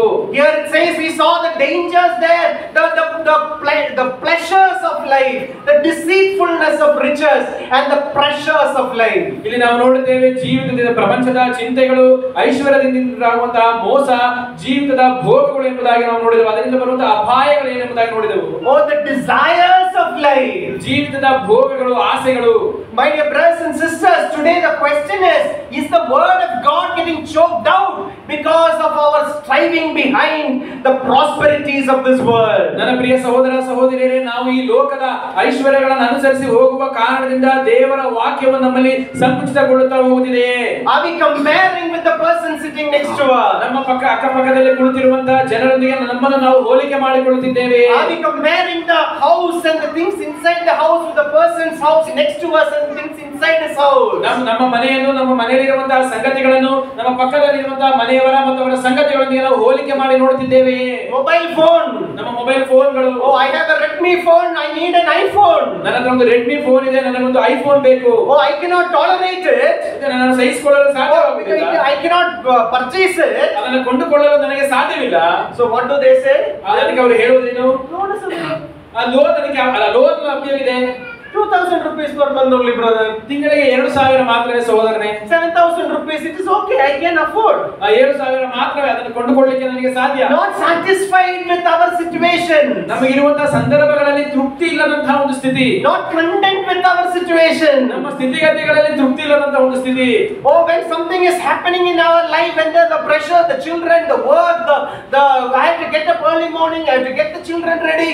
Oh, today I did not have time to read the Bible. ನಮ್ಮ ಜೀವಿತಗಳಲ್ಲಿ ಆಗುವಂತಹ ಘಟನೆಗಳು, ನಮ್ಮ ಮಕ್ಕಳಿಂದ ಬರುವಂತಹ ಒತ್ತಡ, ಕೆಲಸದಿಂದ ಒತ್ತಡ, ಈ ಮಕ್ಕಳನ್ನ ನಾನು ಅವರಿಗೆ ಬಟ್ಟೆಗಳನ್ನು ಹಾಕಿ ರೆಡಿ ಮಾಡಬೇಕೆಂಬ ಕಾರಣಗಳಿಂದ ಇಂದು ನಾನು ದೇವರ ವಾಕ್ಯವನ್ನು ಓದಲು ಸಾಧ್ಯವಾಗಲಿಲ್ಲ ಎಂದು ಹೇಳುವರಾಗಿರ್ತೇವೆ. What is the root cause of all evil? ಈ ಎಲ್ಲಾ ಒಂದು ಸಮಸ್ಯೆಗಳಿಗೂ ನಿಜವಾದಂತಹ ಮೂಲ ಕಾರಣವೇನು? It is the love of money. It is not money, but the love and the greed of that money. ಇದು ಹಣವಲ್ಲ, ಮತ್ತು ಹಣದ ವಿಷಯದಲ್ಲಿರುವಂತಹ ದುರಾಸೆ ಮತ್ತು ಬಹಳ ಅತ್ಯಾಸೆ ಆಗಿದೆ. God is the one who gives you the health and the wealth in this life. ಈ ಜೀವಿತದಲ್ಲಿ ನಿಮಗೆ ಸಂಪತ್ತನ್ನ, ಆರೋಗ್ಯವನ್ನ ಕೊಡುವಂತವನು ಕರ್ತನು. Moment it shifts to say it is my power, ಯಾವಾಗ ಇದು ನನ್ನ ಶಕ್ತಿ ಎಂಬುದಾಗಿ ಹೇಳುವಂತಹ ಸಂದರ್ಭ ಬರುತ್ತದೋ, it is my talent, ಇದು ನನ್ನ ತಲಾಂತ ಎಂಬುದಾಗಿ ಹೇಳುವ ಪರಿಸ್ಥಿತಿ it is my education, ಇದು ನನ್ನ ವಿದ್ಯಾಭ್ಯಾಸದ ಬಂದದ್ದು ಎಂದು ಹೇಳಿ that has given me these things in my life. ಈ ಸಂಗತಿಗಳು ನನಗೆ ಈ ಸಂಪತ್ತನ್ನು, ಆರೋಗ್ಯವನ್ನು ಕೊಟ್ಟಿದೆ ಎಂದು ಹೇಳುವುದಾದರೆ, Many times we ask our children, why are you studying? ಅನೇಕ ಸಂದರ್ಭಗಳಲ್ಲಿ ನಮ್ಮ ಮಕ್ಕಳನ್ನ ನಾವು ಕೇಳುತ್ತೇವೆ, ನೀನು ಯಾಕೆ ಓದುತ್ತಿದ್ದೀಯ ಎಂಬುದಾಗಿ. To get a good job. ಅವರು ಹೇಳ್ತಾರೆ, ಒಂದು ಒಳ್ಳೆಯ ಕೆಲಸವನ್ನು Why do you need a good job? ನಿನಗೆ ಯಾಕೆ ಒಳ್ಳೆಯ ಕೆಲಸ ಬೇಕು? good salary. ಒಳ್ಳೆಯ ಸಂಬಳ, Oh, good house. ಒಳ್ಳೆಯ ಮನೆ, Oh, good beautiful wife or a handsome husband. ಒಬ್ಬ ಸುಂದರವಾದಂತಹ ಪತ್ನಿ ಅಥವಾ ಸುಂದರವಾದಂತಹ ಪತಿ, Oh, a good car. ಆ ಒಂದು ಒಳ್ಳೆಯ car. So that in the world people will look at me and be proud. ಈ ಕಾರಣದಿಂದ ಜನರು ನನ್ನನ್ನು, ಲೋಕದಲ್ಲಿರುವಂತಹ ಜನರು ನನ್ನನ್ನು ನೋಡಿ ನನ್ನ ವಿಷಯದಲ್ಲಿ ಹೆಮ್ಮೆ ಪಡುವರಾಗಿರ್ತಾರೆ. Oh, running behind all ಈ this. ಎಲ್ಲಾ ಸಂಗತಿಗಳ ಹಿಂದೆ ಓಡುವಂತದ್ದು No time for the word of God. ದೇವರ ವಾಕ್ಯಕ್ಕೆ ಸಮಯವಿಲ್ಲದಂತಾಗಿ ಮಾಡಿದೆ. You know it is important. ನಿಮಗೆ ಇದು ಪ್ರಾಮುಖ್ಯವಾದುದು ಎಂಬುದಾಗಿ ಗೊತ್ತು. Oh, you know you should read the word of God. ದೇವರ ವಾಕ್ಯವನ್ನು ಓದಬೇಕೆಂಬುದು ನಿಮಗೆ ಗೊತ್ತು. You know you should meditate the word of God. ದೇವರ ವಾಕ್ಯವನ್ನು ಧ್ಯಾನಿಸಬೇಕೆಂಬುದು ನಿಮಗೆ ಗೊತ್ತು. But no time. ಆದರೆ ನಿಮಗೆ ಸಮಯವಿಲ್ಲ. Oh, that is what it says. It chokes the word of God. ಈ ರೀತಿಯಾಗಿ ಆ ಒಂದು ದೇವರ ವಾಕ್ಯವನ್ನು ಅಡಗಿಸಿ ಬಿಡುತ್ತದೆ ಎಂಬುದಾಗಿ ಹೇಳುತ್ತದೆ. Oh, there is no connection anymore between the head and the body. ಇಲ್ಲಿ ತಲೆಗೂ ಮತ್ತು ದೇಹಕ್ಕೂ ಯಾವುದೇ ರೀತಿಯಾದಂತಹ ಸಂಪರ್ಕವಿಲ್ಲ. What do you mean by choking? ಆ ಅಡಗಿಸಿ ಬಿಡುವುದು ಅಂದರೆ ಅರ್ಥವೇನು? Oh, when we are eating the chicken or the mutton or something like that, it's a ನೀವು ಯಾವಾಗಲಾದ್ರೂ mutton, chicken, ಈ ಮಾಂಸಗಳನ್ನು ಸೇವಿಸುವಾಗ ನಿಮ್ಮ ಗಂಟಲಲ್ಲಿ ಸಿಕ್ಕಿ ಹಾಕಿಕೊಳ್ಳುತ್ತದಲ್ಲ. even some other vegetables also. I'm not against non-veg only. Okay, vegetable also can get stuck in the ಕೆಲವು throat. ಸಂದರ್ಭಗಳಲ್ಲಿ ಆ ಒಂದು ತರಕಾರಿಗಳನ್ನು ಸೇವನೆ ಮಾಡುವಾಗಲೂ ಕೂಡ ಸಿಕ್ಕಿ Immediately as a doctor we say there should be hemlock's maneuver. You should do like this and it comes out. ಈ ರೀತಿಯಾಗಿ ಒಬ್ಬ ವೈದ್ಯರಾಗಿ ಆ ಒಂದು ವೈದ್ಯಕೀಯ ರೀತಿಯಲ್ಲಿ ಆ ಒಂದು ಚಿಕಿತ್ಸೆಯನ್ನು ನಾವು ಮಾಡ್ತೇವೆ. And that choking thing needs to come out. ಆಗ ಅಲ್ಲಿ ಸಿಕ್ಕಿ ಹಾಕಿಕೊಂಡಿರುವಂತಹ ಆ ಒಂದು ಸಂಗತಿ ಅದು ಹೊರಗೆ ಬರಬೇಕು. Oh, or else there is no connection and oxygen supply is not coming to the body, you will die. ಒಂದು ವೇಳೆ ಅದು ಆಗದೆ ಹೋದರೆ ನಿಮಗೆ ಆಮ್ಲಜನಕದ ಪೂರೈಕೆ ಆಗದ ಕಾರಣ ನೀವು ಆ ಕ್ಷಣವೇ ಸತ್ತು ಹೋಗುತ್ತೀರಿ. Or else you can go into a coma stage and be in vegetable situation for months together in the hospital with the ventilator. ಒಂದು ವೇಳೆ ಅದು ಸಾಧ್ಯವಾಗದೆ ಹೋದರೆ ನೀವು ಪ್ರಜ್ಞೆಯನ್ನು ಕಳಕೊಂಡವರಾಗಿ ತಿಂಗಳುಗಟ್ಟಲೆ ಕಾಲ ಆ ನೀವು ಒಂದು ಕೃತಕ ಆಮ್ಲಜನಕದ ಮೂಲಕವಾಗಿ ನೀವು ಇರಬೇಕಾಗುತ್ತದೆ. Is that alive? ಅದು ಜೀವಿತವಾಗಿದೆ. Yes, it is alive. ಹೌದು, ಅದು ಜೀವಿತವಾಗಿದೆ. But is there life? ಆದರೆ ಜೀವವಿದೆಯಾ? No. ಇಲ್ಲ. He can't do the activities of a living person. ಒಬ್ಬ ವ್ಯಕ್ತಿ ಜೀವವುಳ್ಳಂತ ಒಬ್ಬ ವ್ಯಕ್ತಿಯು ಮಾಡುವಂತ ಯಾವ ಕ್ರಿಯೆಗಳನ್ನು ಈ ವ್ಯಕ್ತಿಯಿಂದ ಮಾಡಲು ಸಾಧ್ಯವಾಗುವುದಿಲ್ಲ. Oh, the word of God is choked so that you don't become fruitful anymore. ದೇವರ ವಾಕ್ಯವು ಅಡಗಿಸಲ್ಪಡುವ ಕಾರಣ, ಸಿಕ್ಕಿ ಹಾಕಿಕೊಳ್ಳುವ ಕಾರಣದಿಂದ ನಿಮ್ಮ ಜೀವಿತಗಳು ಫಲಭರಿತವಾಗದೆ ಹೋಗುತ್ತದೆ. Satan is very happy with these three things. ಈ ಮೂರು ಸಂಗತಿಗಳ ವಿಷಯಗಳಲ್ಲಿ ಸೈತಾನನು ಬಹಳ ಸಂತೋಷವುಳ್ಳವನಾಗಿದ್ದಾನೆ. Oh, he is telling, oh, look at that person, look at this person, look at your mobile. You need another. So much of thoughts keep coming inside. ಈ ಆ ವ್ಯಕ್ತಿಯನ್ನು ನೋಡಿರಿ, ಈ ವ್ಯಕ್ತಿಯನ್ನು ನೋಡಿರಿ, ಈ ಮೊಬೈಲ್ ಅನ್ನು ನೋಡಿರಿ ಎಂಬುದಾಗಿ ಅನೇಕ ಆಲೋಚನೆಗಳು ನಿಮ್ಮ ಮನಸ್ಸನ್ನು ತುಂಬಿಕೊಳ್ಳುವುದಾಗಿರುತ್ತದೆ. I know a brother from Bangalore itself. ನೀವು ಬೆಂಗಳೂರಿನಿಂದ ಬಂದಂತ ಒಬ್ಬ ಸಹೋದರನಾಗಿದ್ದೀರಾ? ಬೆಂಗಳೂರಿನಲ್ಲಿ ಇರುವಂತಹ ನೆಲೆಸಿರುವಂತಹ ಒಬ್ಬ ಸಹೋದರರು ನನಗೆ ಪರಿಚಯವುಳ್ಳವರಾಗಿದ್ದಾರೆ. So he was telling he is a very highly qualified person. ಆ ವ್ಯಕ್ತಿಯು ಬಹಳ ಉನ್ನತ ವಿದ್ಯಾಭ್ಯಾಸಗಳನ್ನು ಅರ್ಹನಾದಂತಹ ಒಬ್ಬ ವ್ಯಕ್ತಿಯಾಗಿದ್ದಾರೆ. And in a very very prominent company he is working. ಅವರೊಂದು ದೊಡ್ಡ ಉತ್ತಮವಾದಂತಹ ಒಂದು ಕಂಪನಿಯಲ್ಲಿ ಕೆಲಸ ಮಾಡುವರಾಗಿದ್ದಾರೆ. And he is a manager position. ಅವರು ಮ್ಯಾನೇಜರ್ನ ಒಂದು ಸ್ಥಾನದಲ್ಲಿದ್ದಾರೆ. And the time has come for his promotion. ಅವರ ಒಂದು ಬಡತಿಗೆ, ಕೆಲಸದಲ್ಲಿ ಬಡತಿಯನ್ನು ಸಾಧಿಸುವುದಕ್ಕಾಗಿ ಒಂದು ಸಮಯ ಬಂದಾಗ salary is going to increase by more than 1 lakh. ಆ ಒಂದು 1 ಲಕ್ಷಕ್ಕಿಂತ ಹೆಚ್ಚಾಗಿ ಅವರ ವೇತನವು ಹೆಚ್ಚಾಗುವಂತ ಸಂದರ್ಭವಿದ್ದಾಗ, But he told, no, I don't want. ಆ ವ್ಯಕ್ತಿ ಹೇಳಿದ್ರು, ಇಲ್ಲ ನನಗೆ ಬೇಡ. Why? ಯಾಕೆ? Because he told, I like to work on Sundays. ಆ ವ್ಯಕ್ತಿ ಹೇಳಿದ್ರು, ಯಾಕಂದ್ರೆ ನಾನು ಭಾನುವಾರ ಕೆಲಸ ಮಾಡಬೇಕಾಗುತ್ತದೆ. Oh, I need to start in the morning and reach back in the evening only. ನಾನು ಬೆಳಗ್ಗೆ ಜಾವದಲ್ಲಿ ನಾನು ಆರಂಭ ಮಾಡಿ ಸಂಜೆ ಮನೆಗೆ ಬಂದು ಸೇರುತ್ತೇನೆ. Oh, so much of stress is going to come into my life. ಇದರ ಮೂಲಕವಾಗಿ ಅನೇಕ ಒತ್ತಡಗಳು ನನ್ನ ಜೀವಿತದಲ್ಲಿ ಬರುತ್ತದೆ. So much of responsibilities I will have. ನಾನು ಅನೇಕ ಜವಾಬ್ದಾರಿಗಳನ್ನು ಹೊಂದಬೇಕಾಗುತ್ತದೆ. I will not be able to study my scripture. ನಾನು ನನ್ನ ದೇವರ ವಾಕ್ಯವನ್ನು ಅಧ್ಯಯನ ಮಾಡೋದಕ್ಕೆ ನನ್ನಿಂದ ಸಾಧ್ಯವಾಗುವುದಿಲ್ಲ. I will not be able to prepare the word of God for a Sunday ministry. ನಾನು ಭಾನುವಾರ ಸಂದೇಶಕ್ಕಾಗಿ ನನ್ನ ದೇವರ ವಾಕ್ಯವನ್ನು ಸಿದ್ಧ ಮಾಡೋದಕ್ಕೆ ಸಾಧ್ಯವಾಗುವುದಿಲ್ಲ. It is okay. ಈ ಕಾರಣದಿಂದ ಅದು ಬೇಡ. I am happy with my salary. ನನಗಿರುವಂತಹ ಸಂಬಳದಲ್ಲಿ ನಾನು ತೃಪ್ತನಾಗಿದ್ದೇನೆ. I am having a satisfied life. ನನಗೆ ಒಂದು ತೃಪ್ತಿಯುಳ್ಳಂತಹ ಜೀವಿತವನ್ನು ಜೀವಿಸುವನಾಗಿದ್ದೇನೆ. God will provide. ದೇವರು ಒದಗಿಸುತ್ತಾನೆ. And God gave him job somewhere else with a higher salary, and which he could have a good work life, spiritual life balance. ಈ ರೀತಿಯಾಗಿ ದೇವರು ಆ ವ್ಯಕ್ತಿಗೆ ತನ್ನ ಒಂದು ಆತ್ಮಿಕ ಜೀವಿತವನ್ನ, ಕೆಲಸದ ಜೀವಿತವನ್ನ, ಕೌಟುಂಬಿಕ ಜೀವಿತವನ್ನ ನಿಭಾಯಿಸುವಂತ ಒಂದು ಉತ್ತಮವಾದ ಕೆಲಸವನ್ನ ನಂತರ ದಿವಸಗಳಲ್ಲಿ ಕೊಟ್ಟನು. It is not about the prosperity in life. ಜೀವಿತದಲ್ಲಿ ಸಂಪತ್ತಿನಲ್ಲಿ ಹೆಚ್ಚಾಗುವುದಂತದಲ್ಲ. It is not about activities. ಇದಕ್ಕೆ ಚಟುವಟಿಕೆಗಳಲ್ಲ, It is about sitting with the word of God. ಇದು ದೇವರ ವಾಕ್ಯದೊಂದಿಗೆ ಕುಳಿತುಕೊಳ್ಳುವುದಾಗಿದೆ. When I was one day having a retreat with the evangelists, ನಾನು ಸುವಾರ್ತಿಕರೊಂದಿಗೆ ಒಂದು ಕೂಟಕ್ಕೆ ಹೋಗಿದ್ದೆನು. so I was asking them a question like today. It was in the evening meeting. So I was asking today, how much time did you spend with the word of God? ನಾನು ಅವರನ್ನ ಕೇಳಿದನು, ಅದೊಂದು ಸಾಯಂಕಾಲ ವೇಳೆಯ ಕೂಟವಾಗಿತ್ತು. ಈ ಕಾರಣದಿಂದ ಅವರೆಲ್ಲರ ಬಳಿ ಕೇಳಿದನು, ಈ ದಿವಸ ನೀವು ದೇವರ ವಾಕ್ಯಕ್ಕೆ ಎಷ್ಟು ಸಮಯವನ್ನು ನೀವು ಕಳೆದಿದ್ದೀರಿ? I told, tell truthfully. ಸತ್ಯವಾಗಿ ಹೇಳಿರಿ. I was shocked. More than 80% of the people told, brother, today we did not get time. ಅಲ್ಲಿ ಸುಮಾರು 80% ಬಂದಿದ್ದಂತಹ ಜನರು ಹೇಳಿದರು, ಬ್ರದರ್ ನಮಗೆ ಈ ದಿವಸ ಸಮಯವಾಗಲಿಲ್ಲ. I asked why, what happened? ನಾನು ಕೇಳಿದೆ, ಯಾಕೆ, ಏನಾಯಿತು? You are an evangelist. ನೀವು ದೇವರ ಸುವಾರ್ತಿಕರಲ್ಲವೇ? You are the ones who should teach others. ನೀವು ಇತರರಿಗೆ ಕಲಿಸಬೇಕಾದವರಲ್ಲವೇ? Oh, brother, I have other notes with me. Previous message that I can tell. ಸಹೋದರ, ನನಗೆ ಇಂದಿನ ಮೆಸೇಜ್ಗಳ ಒಂದು ನೋಟ್ಸ್ ಇದಾವೆ, ಟಿಪ್ಪಣಿಗಳಿದಾವೆ, ಅದನ್ನು ನಾನು ಬಳಸಿಕೊಳ್ತೇನೆ. Oh, brother, I had to go and comfort some other brothers and sisters in the church, so I could not read the Bible. ಸಹೋದರ, ನಾವು ಇತರ ಸಭೆಯಲ್ಲಿರುವಂತಹ ಇತರ ಸಹೋದರ ಸಹೋದರರನ್ನ ಭೇಟಿ ಮಾಡಿ ಆದರಣೆ ಮಾಡಬೇಕಾಗಿತ್ತು. ಈ ಕಾರಣದಿಂದ ಓದಲು ಸಾಧ್ಯವಾಗಲಿಲ್ಲ. Oh, I had a public ministry in the roads and street ministry, so I could not. ನಮಗೆ ರಸ್ತೆ ಬದಿಗಳಲ್ಲಿ ಒಂದು ಬಹಿರಂಗ ಸೇವೆ ಇತ್ತು. ಈ ಕಾರಣದಿಂದ ನಾವು ಓದಲು ಸಾಧ್ಯವಾಗಲಿಲ್ಲ. Oh, I had to take Bible class in 2 places, so I could not sit. ನಾನು 2 ಸ್ಥಳಗಳಲ್ಲಿ ಸತ್ಯವೇದದ ತರಗತಿಯನ್ನು ತೆಗೆದುಕೊಳ್ಳಬೇಕಾಗಿತ್ತು. ಅದರಿಂದ ಓದಲು ಸಾಧ್ಯವಾಗಲಿಲ್ಲ. Choking the word of God. ದೇವರ ವಾಕ್ಯವನ್ನು ಅಡಗಿಸಿ ಬಿಡುವಂತದ್ದು. Oh yes, all those are his responsibilities. ಇವೆಲ್ಲವೂ ಕೂಡ ಅವರ ಜವಾಬ್ದಾರಿಗಳೇ ಹೌದು. But maybe he should have got up much more earlier, sat with the word of God, sat on the knees and prayed, God, today is a very very busy day for me. Lord, let the word of God speak to me today. ಒಂದು ವೇಳೆ ಅವರು ಇದು ಸ್ವಲ್ಪ ಬೇಗ ಮುಂಜಾನೆ ಜಾವದಲ್ಲಿ ಇನ್ನೂ ಬೇಗ ಎದ್ದವರಾಗಿ ದೇವರ ವಾಕ್ಯದೊಂದಿಗೆ ಕುಳಿತವರಾಗಿ, ಕರ್ತನೇ ಈ ದಿವಸ ಬಹಳ ಚಟುವಟಿಕೆಯಿಂದ ಕೂಡಿದಂತ ದಿವಸ, ಈ ದಿವಸ ನನಗೆ ಸಹಾಯ ಮಾಡುವುದಾಗಿ ಪ್ರಾರ್ಥನೆ ಮಾಡಿ ವಾಕ್ಯದೊಂದಿಗೆ ಸಮಯವನ್ನು ಕಳೆಯಬೇಕಾಗಿತ್ತು. Many times when there is a message to be prepared, ಅನೇಕ ಸಂದರ್ಭಗಳಲ್ಲಿ ಒಂದು ಸಂದೇಶವನ್ನ ಸಿದ್ಧ ಮಾಡುವಂತಹ ಪರಿಸ್ಥಿತಿ ಎದುರಾದಾಗ we are so much worried about what we will speak to the church that we are not bothered about what God wants to speak to me. ಆದರೆ ನಾವು ಈ ಸಭೆಯ ವಿಷಯದಲ್ಲಿ ನಾವು ಏನನ್ನ ಮಾತನಾಡಬೇಕೆಂಬುದಾಗಿ ನಮಗಿರುವಂತಹ ಕಾಳಜಿ, ದೇವರು ನನ್ನೊಂದಿಗೆ ಏನು ಮಾತನಾಡಬೇಕೆಂಬುದಾಗಿ ಬಯಸಿದ್ದಾನೆ ಎಂಬ ವಿಷಯದಲ್ಲಿ ಇರುವುದಿಲ್ಲ. My dear brothers and sisters, ನನ್ನ ಪ್ರಿಯ ಸಹೋದರ ಸಹೋದರಿಯರೇ, praise God for the life which you have. ದೇವರು ನಿಮಗೆ ಕೊಟ್ಟಿರುವಂತಹ ಜೀವಿತಕ್ಕಾಗಿ ದೇವರಿಗೆ ಸ್ತೋತ್ರ ಸಲ್ಲಿಸಿರಿ. Oh, praise God for the work which God has given you. ದೇವರು ನಿಮಗೆ ಕೊಟ್ಟಿರುವಂತಹ ಕೆಲಸದ ವಿಷಯದಲ್ಲಿ, oh, praise God for the family which he has given you. ದೇವರು ನಿಮಗೆ ಕೊಟ್ಟಿರುವಂತಹ ಕುಟುಂಬದ ವಿಷಯದಲ್ಲಿ ಸ್ತೋತ್ರ ಸಲ್ಲಿಸಿರಿ. But let that not choke the word of God from you. ಆದರೆ ಈ ಎಲ್ಲಾ ಸಂಗತಿಗಳು ನಿಮ್ಮಲ್ಲಿರುವಂತಹ ದೇವರ ವಾಕ್ಯವನ್ನ ಅಡಗಿಸಿ ಬಿಡುವುದಕ್ಕೆ ಅನುಮತಿಸಬೇಡಿರಿ. To the great men of God sitting in front of me, ನನ್ನ ಮುಂದೆ ಕುಳಿತಿರುವಂತಹ ಶ್ರೇಷ್ಠರಾದ ದೇವಜನರೇ, let not the activities take away the word of God. ನೀವು ಮಾಡುವಂತಹ ಚಟುವಟಿಕೆಗಳು ದೇವರ ವಾಕ್ಯವನ್ನು ನಿಮ್ಮಿಂದ ತೆಗೆದು ಹಾಕದೇ ಇರಲಿ. Our source and strength is this word of God. ನಮ್ಮ ಮೂಲವು ನಮ್ಮ ಶಕ್ತಿಯು ಅದು ದೇವರ ವಾಕ್ಯವೇ ಆಗಿದೆ. Maybe you have to get up at 3:30 in the morning. ಒಂದು ವೇಳೆ ನೀವು ಬೆಳಗಿನ ಜಾವ 3:30 ಗಂಟೆಗೆ ಎದ್ದೇಳಬೇಕಾಗಿರುವುದು. You need to sit with the word of God.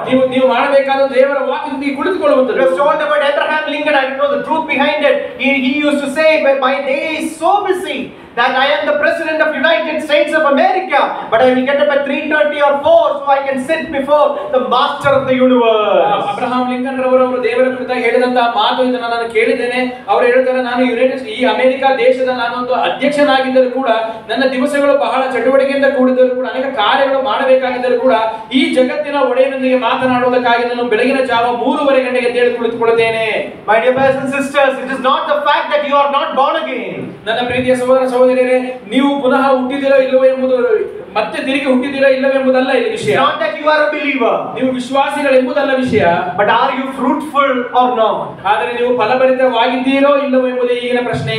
Many times as a new fresh Christian we are very excited about it. ಅನೇಕ ಸಂದರ್ಭಗಳಲ್ಲಿ ನೂತನವಾಗಿ ಹೊಸದಾಗಿ ಕರ್ತನನ್ನ ಕಂಡುಕೊಂಡಂತಹ ಜನರು ಈ ವಿಷಯಗಳಲ್ಲಿ ಬಹಳ ಉತ್ಸುಕತೆ ಉಳ್ಳವರಾಗಿರುತ್ತಾರೆ. Oh yes, we have gone through the pressures and maybe the sacrifices which we had to make to stand for the word of God would have been there in the past. ನಮ್ಮ ಹಿಂದಿನ ಜೀವಿತಗಳನ್ನು ಗಮನಿಸುವಾಗ ನಾವು ಕರ್ತನಿಗಾಗಿ ಮಾಡಿದಂತ ತ್ಯಾಗಗಳು ಮತ್ತು ಅನೇಕ ವಿಷಯಗಳು ನಮ್ಮ ಹಿಂದಿನ ಜೀವಿತದಲ್ಲಿ ಇದ್ದಿರಬಹುದು. But God does not want old fish. He wants fish which you have caught today. ಆದರೆ ಕರ್ತನಿಗೆ ಹಳೆಯ ಮೀನು ಬೇಡ, ಇಂದು ನೀವು ಹಿಡಿಯುವಂತ ಮೀನೇ ಬೇಕು. God does not want any rotten fruits. He wants fresh fruit. ಈಗ ದೇವರಿಗೆ ಕೊಳೆತು ಹೋದಂತ ಹಣ್ಣುಗಳು ಬೇಡ, ಆತನಿಗೆ ತಾಜಾ ಆಗಿರುವಂತಹ ಹಣ್ಣುಗಳು ಬೇಕು. Or today, what is the fruit which is being produced? ನಿಮ್ಮಲ್ಲಿ ಇಂದು ಉತ್ಪತ್ತಿ ಆಗಿರುವಂತಹ ಒಂದು ಫಲವಾದದ್ದು ಏನು? Are you fruitful or not? ನೀವು ಫಲಭರಿತವಾಗಿದ್ದೀರೋ ಇಲ್ಲವೋ? Or you might have the testimonies to be told. ನಿಮ್ಮ ಕುರಿತಾಗಿ ನೀವು ಅನೇಕ ಸಾಕ್ಷಿಗಳನ್ನು ನೀವು ಸಾಮಾನ್ಯ ಕೇಳಿರಬಹುದು. But as we saw yesterday, are you making those testimonies work in your situations today? ಆದರೆ ಈ ದಿವಸದಲ್ಲಿ ನೀವು ನಿನ್ನೆ ಕೇಳಿದಂತಹ ಆ ಸಾಕ್ಷಿಗಳು ನಿಮ್ಮ ಜೀವಿತದಲ್ಲಿ ಕಾರ್ಯ ಮಾಡುವ ಹಾಗೆ ಮಾಡುತ್ತಿದ್ದೀರೋ? Are you understanding the reason for those testimonies was the times when you were so strong in the word of the Lord? ನೀವು ದೇವರ ವಾಕ್ಯದಲ್ಲಿ ಬಲವಾಗಿದ್ದಂತಹ ಸಂದರ್ಭಗಳಲ್ಲಿ ಈ ಸಾಕ್ಷಿಗಳು ನಿಮ್ಮ ಕುರಿತಾಗಿ ಹೇಳಲ್ಪಟ್ಟವು ಎಂಬುದನ್ನು ನೆನಪಿನಲ್ಲಿ ಕೊಟ್ಟುಕೊಂಡಿದ್ದೀರಾ? Today also, when you want to be fruitful, you have to come to the word of God and meditate the word of God. ಈ ದಿವಸಗಳು ಕೂಡ ನೀವು ಫಲಭರಿತವಾಗಬೇಕಾದರೆ ನೀವು ದೇವರ ವಾಕ್ಯದ ಬಳಿಯಲ್ಲಿ ಬಂದು ದೇವರ ವಾಕ್ಯವನ್ನು ಧ್ಯಾನಿಸಿದರೆ ಮಾತ್ರವೇ ಸಾಧ್ಯ. And when we were looking at Luke's gospel, ನಾವು ಲೂಕನ ಸುವಾರ್ತೆಯನ್ನು ಗಮನಿಸುತ್ತಿರುವಾಗ same verse which we read, I want to look at the latter part now. What is the fruitful one? ಅಲ್ಲಿ ನಾವು ಓದಿದಂತ ವಾಕ್ಯ ಭಾಗದ ಕೊನೆಯ ಭಾಗ ನಂತರದ ಭಾಗವನ್ನು ಗಮನಿಸುವಾಗ ಅಲ್ಲಿರುವಂತಹ ಒಂದು ಫಲವೇನು ಎಂಬುದಾಗಿ ನಾವು ನೋಡುತ್ತೇವೆ. Luke chapter 8, ಲೂಕನ ಬರೆದ ಸುವಾರ್ತೆ 8ನೇ ಅಧ್ಯಾಯ 8 and verse 15. 15ನೇ ವಚನವನ್ನು ನೋಡೋಣ. ಮತ್ತೆ ಕೆಲವರು ವಾಕ್ಯವನ್ನು ಕೇಳಿ ಸುಗುಣವುಳ್ಳ ಒಳ್ಳೆಯ ಹೃದಯದಲ್ಲಿ ಇಟ್ಟುಕೊಂಡು ತಾಳ್ಮೆಯಿಂದ ಫಲವನ್ನು ಕೊಡುತ್ತಾರೆ. ಇವರ ಬೀಜ ಬಿದ್ದ ಒಳ್ಳೆಯ ನೆಲವಾಗಿರುವರು. Yeah, what is happening there? ಇಲ್ಲಿ ಏನನ್ನು ಗಮನಿಸುತ್ತೇವೆ? There we find clearly who are having heard the word, what the noble and good heart, keep it and bear fruit with patience. ಇಲ್ಲಿ ನೋಡುತ್ತೇವೆ ಮತ್ತೆ ಕೆಲವರು ವಾಕ್ಯವನ್ನು ಕೇಳಿ ಸುಗುಣವುಳ್ಳ ಒಳ್ಳೆಯ ಹೃದಯದಲ್ಲಿ ಇಟ್ಟುಕೊಂಡು ತಾಳ್ಮೆಯಿಂದ ಫಲವನ್ನು ಕೊಡುತ್ತಾರೆ. The other passages it talks about the 100-fold and 60-fold and 30-fold. ಇತರ ವೇದ ಭಾಗಗಳನ್ನು ಗಮನಿಸುವಾಗ ಅಲ್ಲಿ 30ರಷ್ಟು 60ರಷ್ಟು 100ರಷ್ಟು ಫಲವನ್ನು ಕೊಡುತ್ತಾರೆ ಎಂದು ಓದುತ್ತೇವೆ. But here he says how the fruit is formed. ಆದರೆ ಆ ಒಂದು ಫಲವಾದದ್ದು ಯಾವ ರೀತಿಯಲ್ಲಿ ಅದು ಉದ್ಭವವಾಗಿದೆ. Two things are very important in that particular passage. ಈ ಒಂದು ವಾಕ್ಯ ಭಾಗದಲ್ಲಿ ಎರಡು ವಿಷಯಗಳು ಬಹಳ ಪ್ರಾಮುಖ್ಯವಾದವು. You need patience for the fruit to be shown. ಆ ಒಂದು ಫಲವು ಕಾಣಲ್ಪಡುವುದಕ್ಕಾಗಿ ನಿಮ್ಮಲ್ಲಿ ತಾಳ್ಮೆ ಇರಬೇಕು. But the heart also need to be a noble and a good heart. ಆ ಹೃದಯವು ಕೂಡ ಸುಗುಣವುಳ್ಳ ಒಳ್ಳೆಯ ಹೃದಯವಾಗಿರಬೇಕು. Are there any farmers sitting here? ಇಲ್ಲಿ ಯಾರು ರೈತರಿದ್ದೀರಾ? Yes.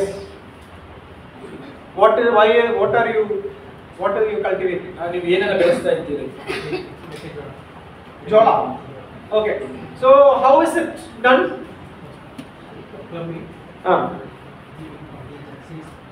So are the seeds just put like this? No. What do you have to do before? Digging. Look at that. Look at that. You talk to any farmer, they will tell you one thing. They can't put it might be a field which has produced 30-fold, 60-fold, 100-fold. You can't just put the seed just like that in that field. ನೀವು ರೈತರನ್ನ ಕೇಳುವುದಾದ್ರೆ ಅವರು ಬೀಜ ಬಿತ್ತುವಂತ ನೆಲವು ಈಗಾಗಲೇ 30ರಷ್ಟು 60ರಷ್ಟು 90ರಷ್ಟು ಫಲ ಕೊಟ್ಟಂತ ನೆಲವಾಗಿದ್ದರೂ ಕೂಡ ಮತ್ತೊಮ್ಮೆ ಬೀಜಗಳನ್ನ ಬಿತ್ತುವಾಗ ಅವರು ಬೀಜಗಳನ್ನ ಎಸೆಯದೆ ಆ ನೆಲವನ್ನು ಅಗೆದು ಅವುಗಳನ್ನ ಸಿದ್ಧ The heart needs to be ready to receive the word of God. ದೇವರ ವಾಕ್ಯವನ್ನ ಸ್ವೀಕರಿಸುವುದಕ್ಕೆ ಹೃದಯವು ಸಿದ್ಧವುಳ್ಳದಾಗಿರಬೇಕು. Oh yes, any farmer they'll tell yes, the top soil has to go down and the bottom soil has to come up. ನೀವು ರೈತರನ್ನ ಕೇಳುವುದಾದರೆ ಮೇಲ್ಪದರದಲ್ಲಿ ಇರುವಂತಹ ಒಂದು ಮಣ್ಣು ಕೆಳಗಡೆ ಹೋಗಿ ಕೆಳಗಿರುವಂತಹ ಒಂದು ಮಣ್ಣು ಅದು ಮೇಲೆ ಬರಬೇಕು. Oh, then you sow the seeds. ಆಗ ನೀವು ಬೀಜವನ್ನು ಬಿತ್ತಿರಿ. Oh, then it starts producing a fruit. ಆಗ ಅದು ಫಲವನ್ನು ಕೊಡುವಂತದಾಗಿರುತ್ತದೆ. Oh, our hearts need to be plowed. ಈ ರೀತಿಯಾಗಿ ನಮ್ಮ ಹೃದಯಗಳು ಅಗೆಯಲ್ಪಡಬೇಕು. We need to have that attitude to sit at the Lord's feet and say, God, I need you to talk to me. ನಾವು ದೇವರ ಪಾದಗಳ ಬಳಿಯಲ್ಲಿ ಕುಳಿತವರಾಗಿ ಕರ್ತನೇ ನೀನು ನನ್ನೊಂದಿಗೆ ಮಾತನಾಡಬೇಕೆಂಬುದನ್ನು ನನ್ನ ಬಯಕೆ ಎಂಬುದಾಗಿ ಕೇಳುವರಾಗಿರಬೇಕು. We need to tell to the Lord that Lord, I am sitting patiently so that you can talk to me today. ಕರ್ತನೇ ಈ ದಿವಸ ನೀನು ನನ್ನ ಬಳಿಯಲ್ಲಿ ಮಾತನಾಡುವುದಕ್ಕಾಗಿ ನಾನು ತಾಳ್ಮೆಯಿಂದ ನಿನ್ನ ಪಾದಗಳ ಬಳಿಯಲ್ಲಿ ನಾನು ಕುಳಿತಿದ್ದೇನೆ.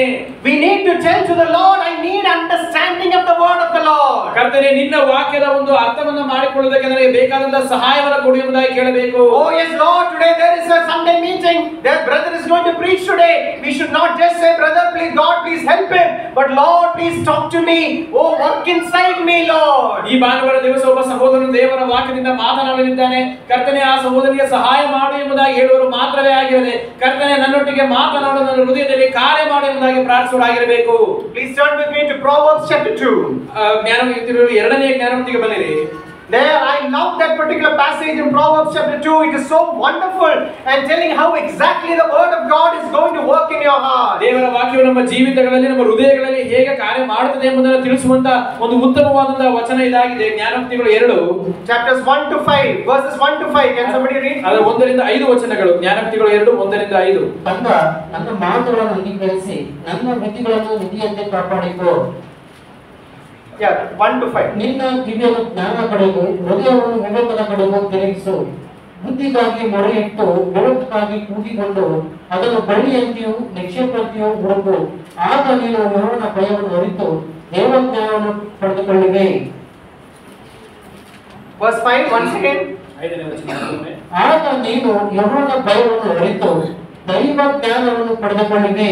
Look at that. You will understand the fear of my knowledge of God. ನೀನು ಯೆಹೋವನ ಭಯವನ್ನು ಅರಿತು ದೈವ ಜ್ಞಾನವನ್ನು ಪಡೆದುಕೊಳ್ಳುವಿ. In Matthew's Gospel chapter 13 verse 23, in that same passage of the sower and the field, I'll just read it out. Verse 23 says, ಮತ್ತಾಯನ ಬರೆದ ಸುವಾರ್ತೆ 13ನೇ ಅಧ್ಯಾಯದ 23ನೇ ವಚನದಲ್ಲಿ ಈ ರೀತಿಯಾಗಿ ಓದುತ್ತೇವೆ. But he who received the seed on the good ground is he who hears the word, understands it, and indeed bears fruit. ಒಬ್ಬನು ದೇವರ ವಾಕ್ಯವನ್ನು ಕೇಳಿ ತಿಳುಕೊಂಡು ಫಲವಂತನಾಗಿ 100ರಷ್ಟರಾಗಲಿ 60ರಷ್ಟರಾಗಲಿ 30ರಷ್ಟರಾಗಲಿ ಫಲವನ್ನು ಕೊಡುತ್ತಾನೆ.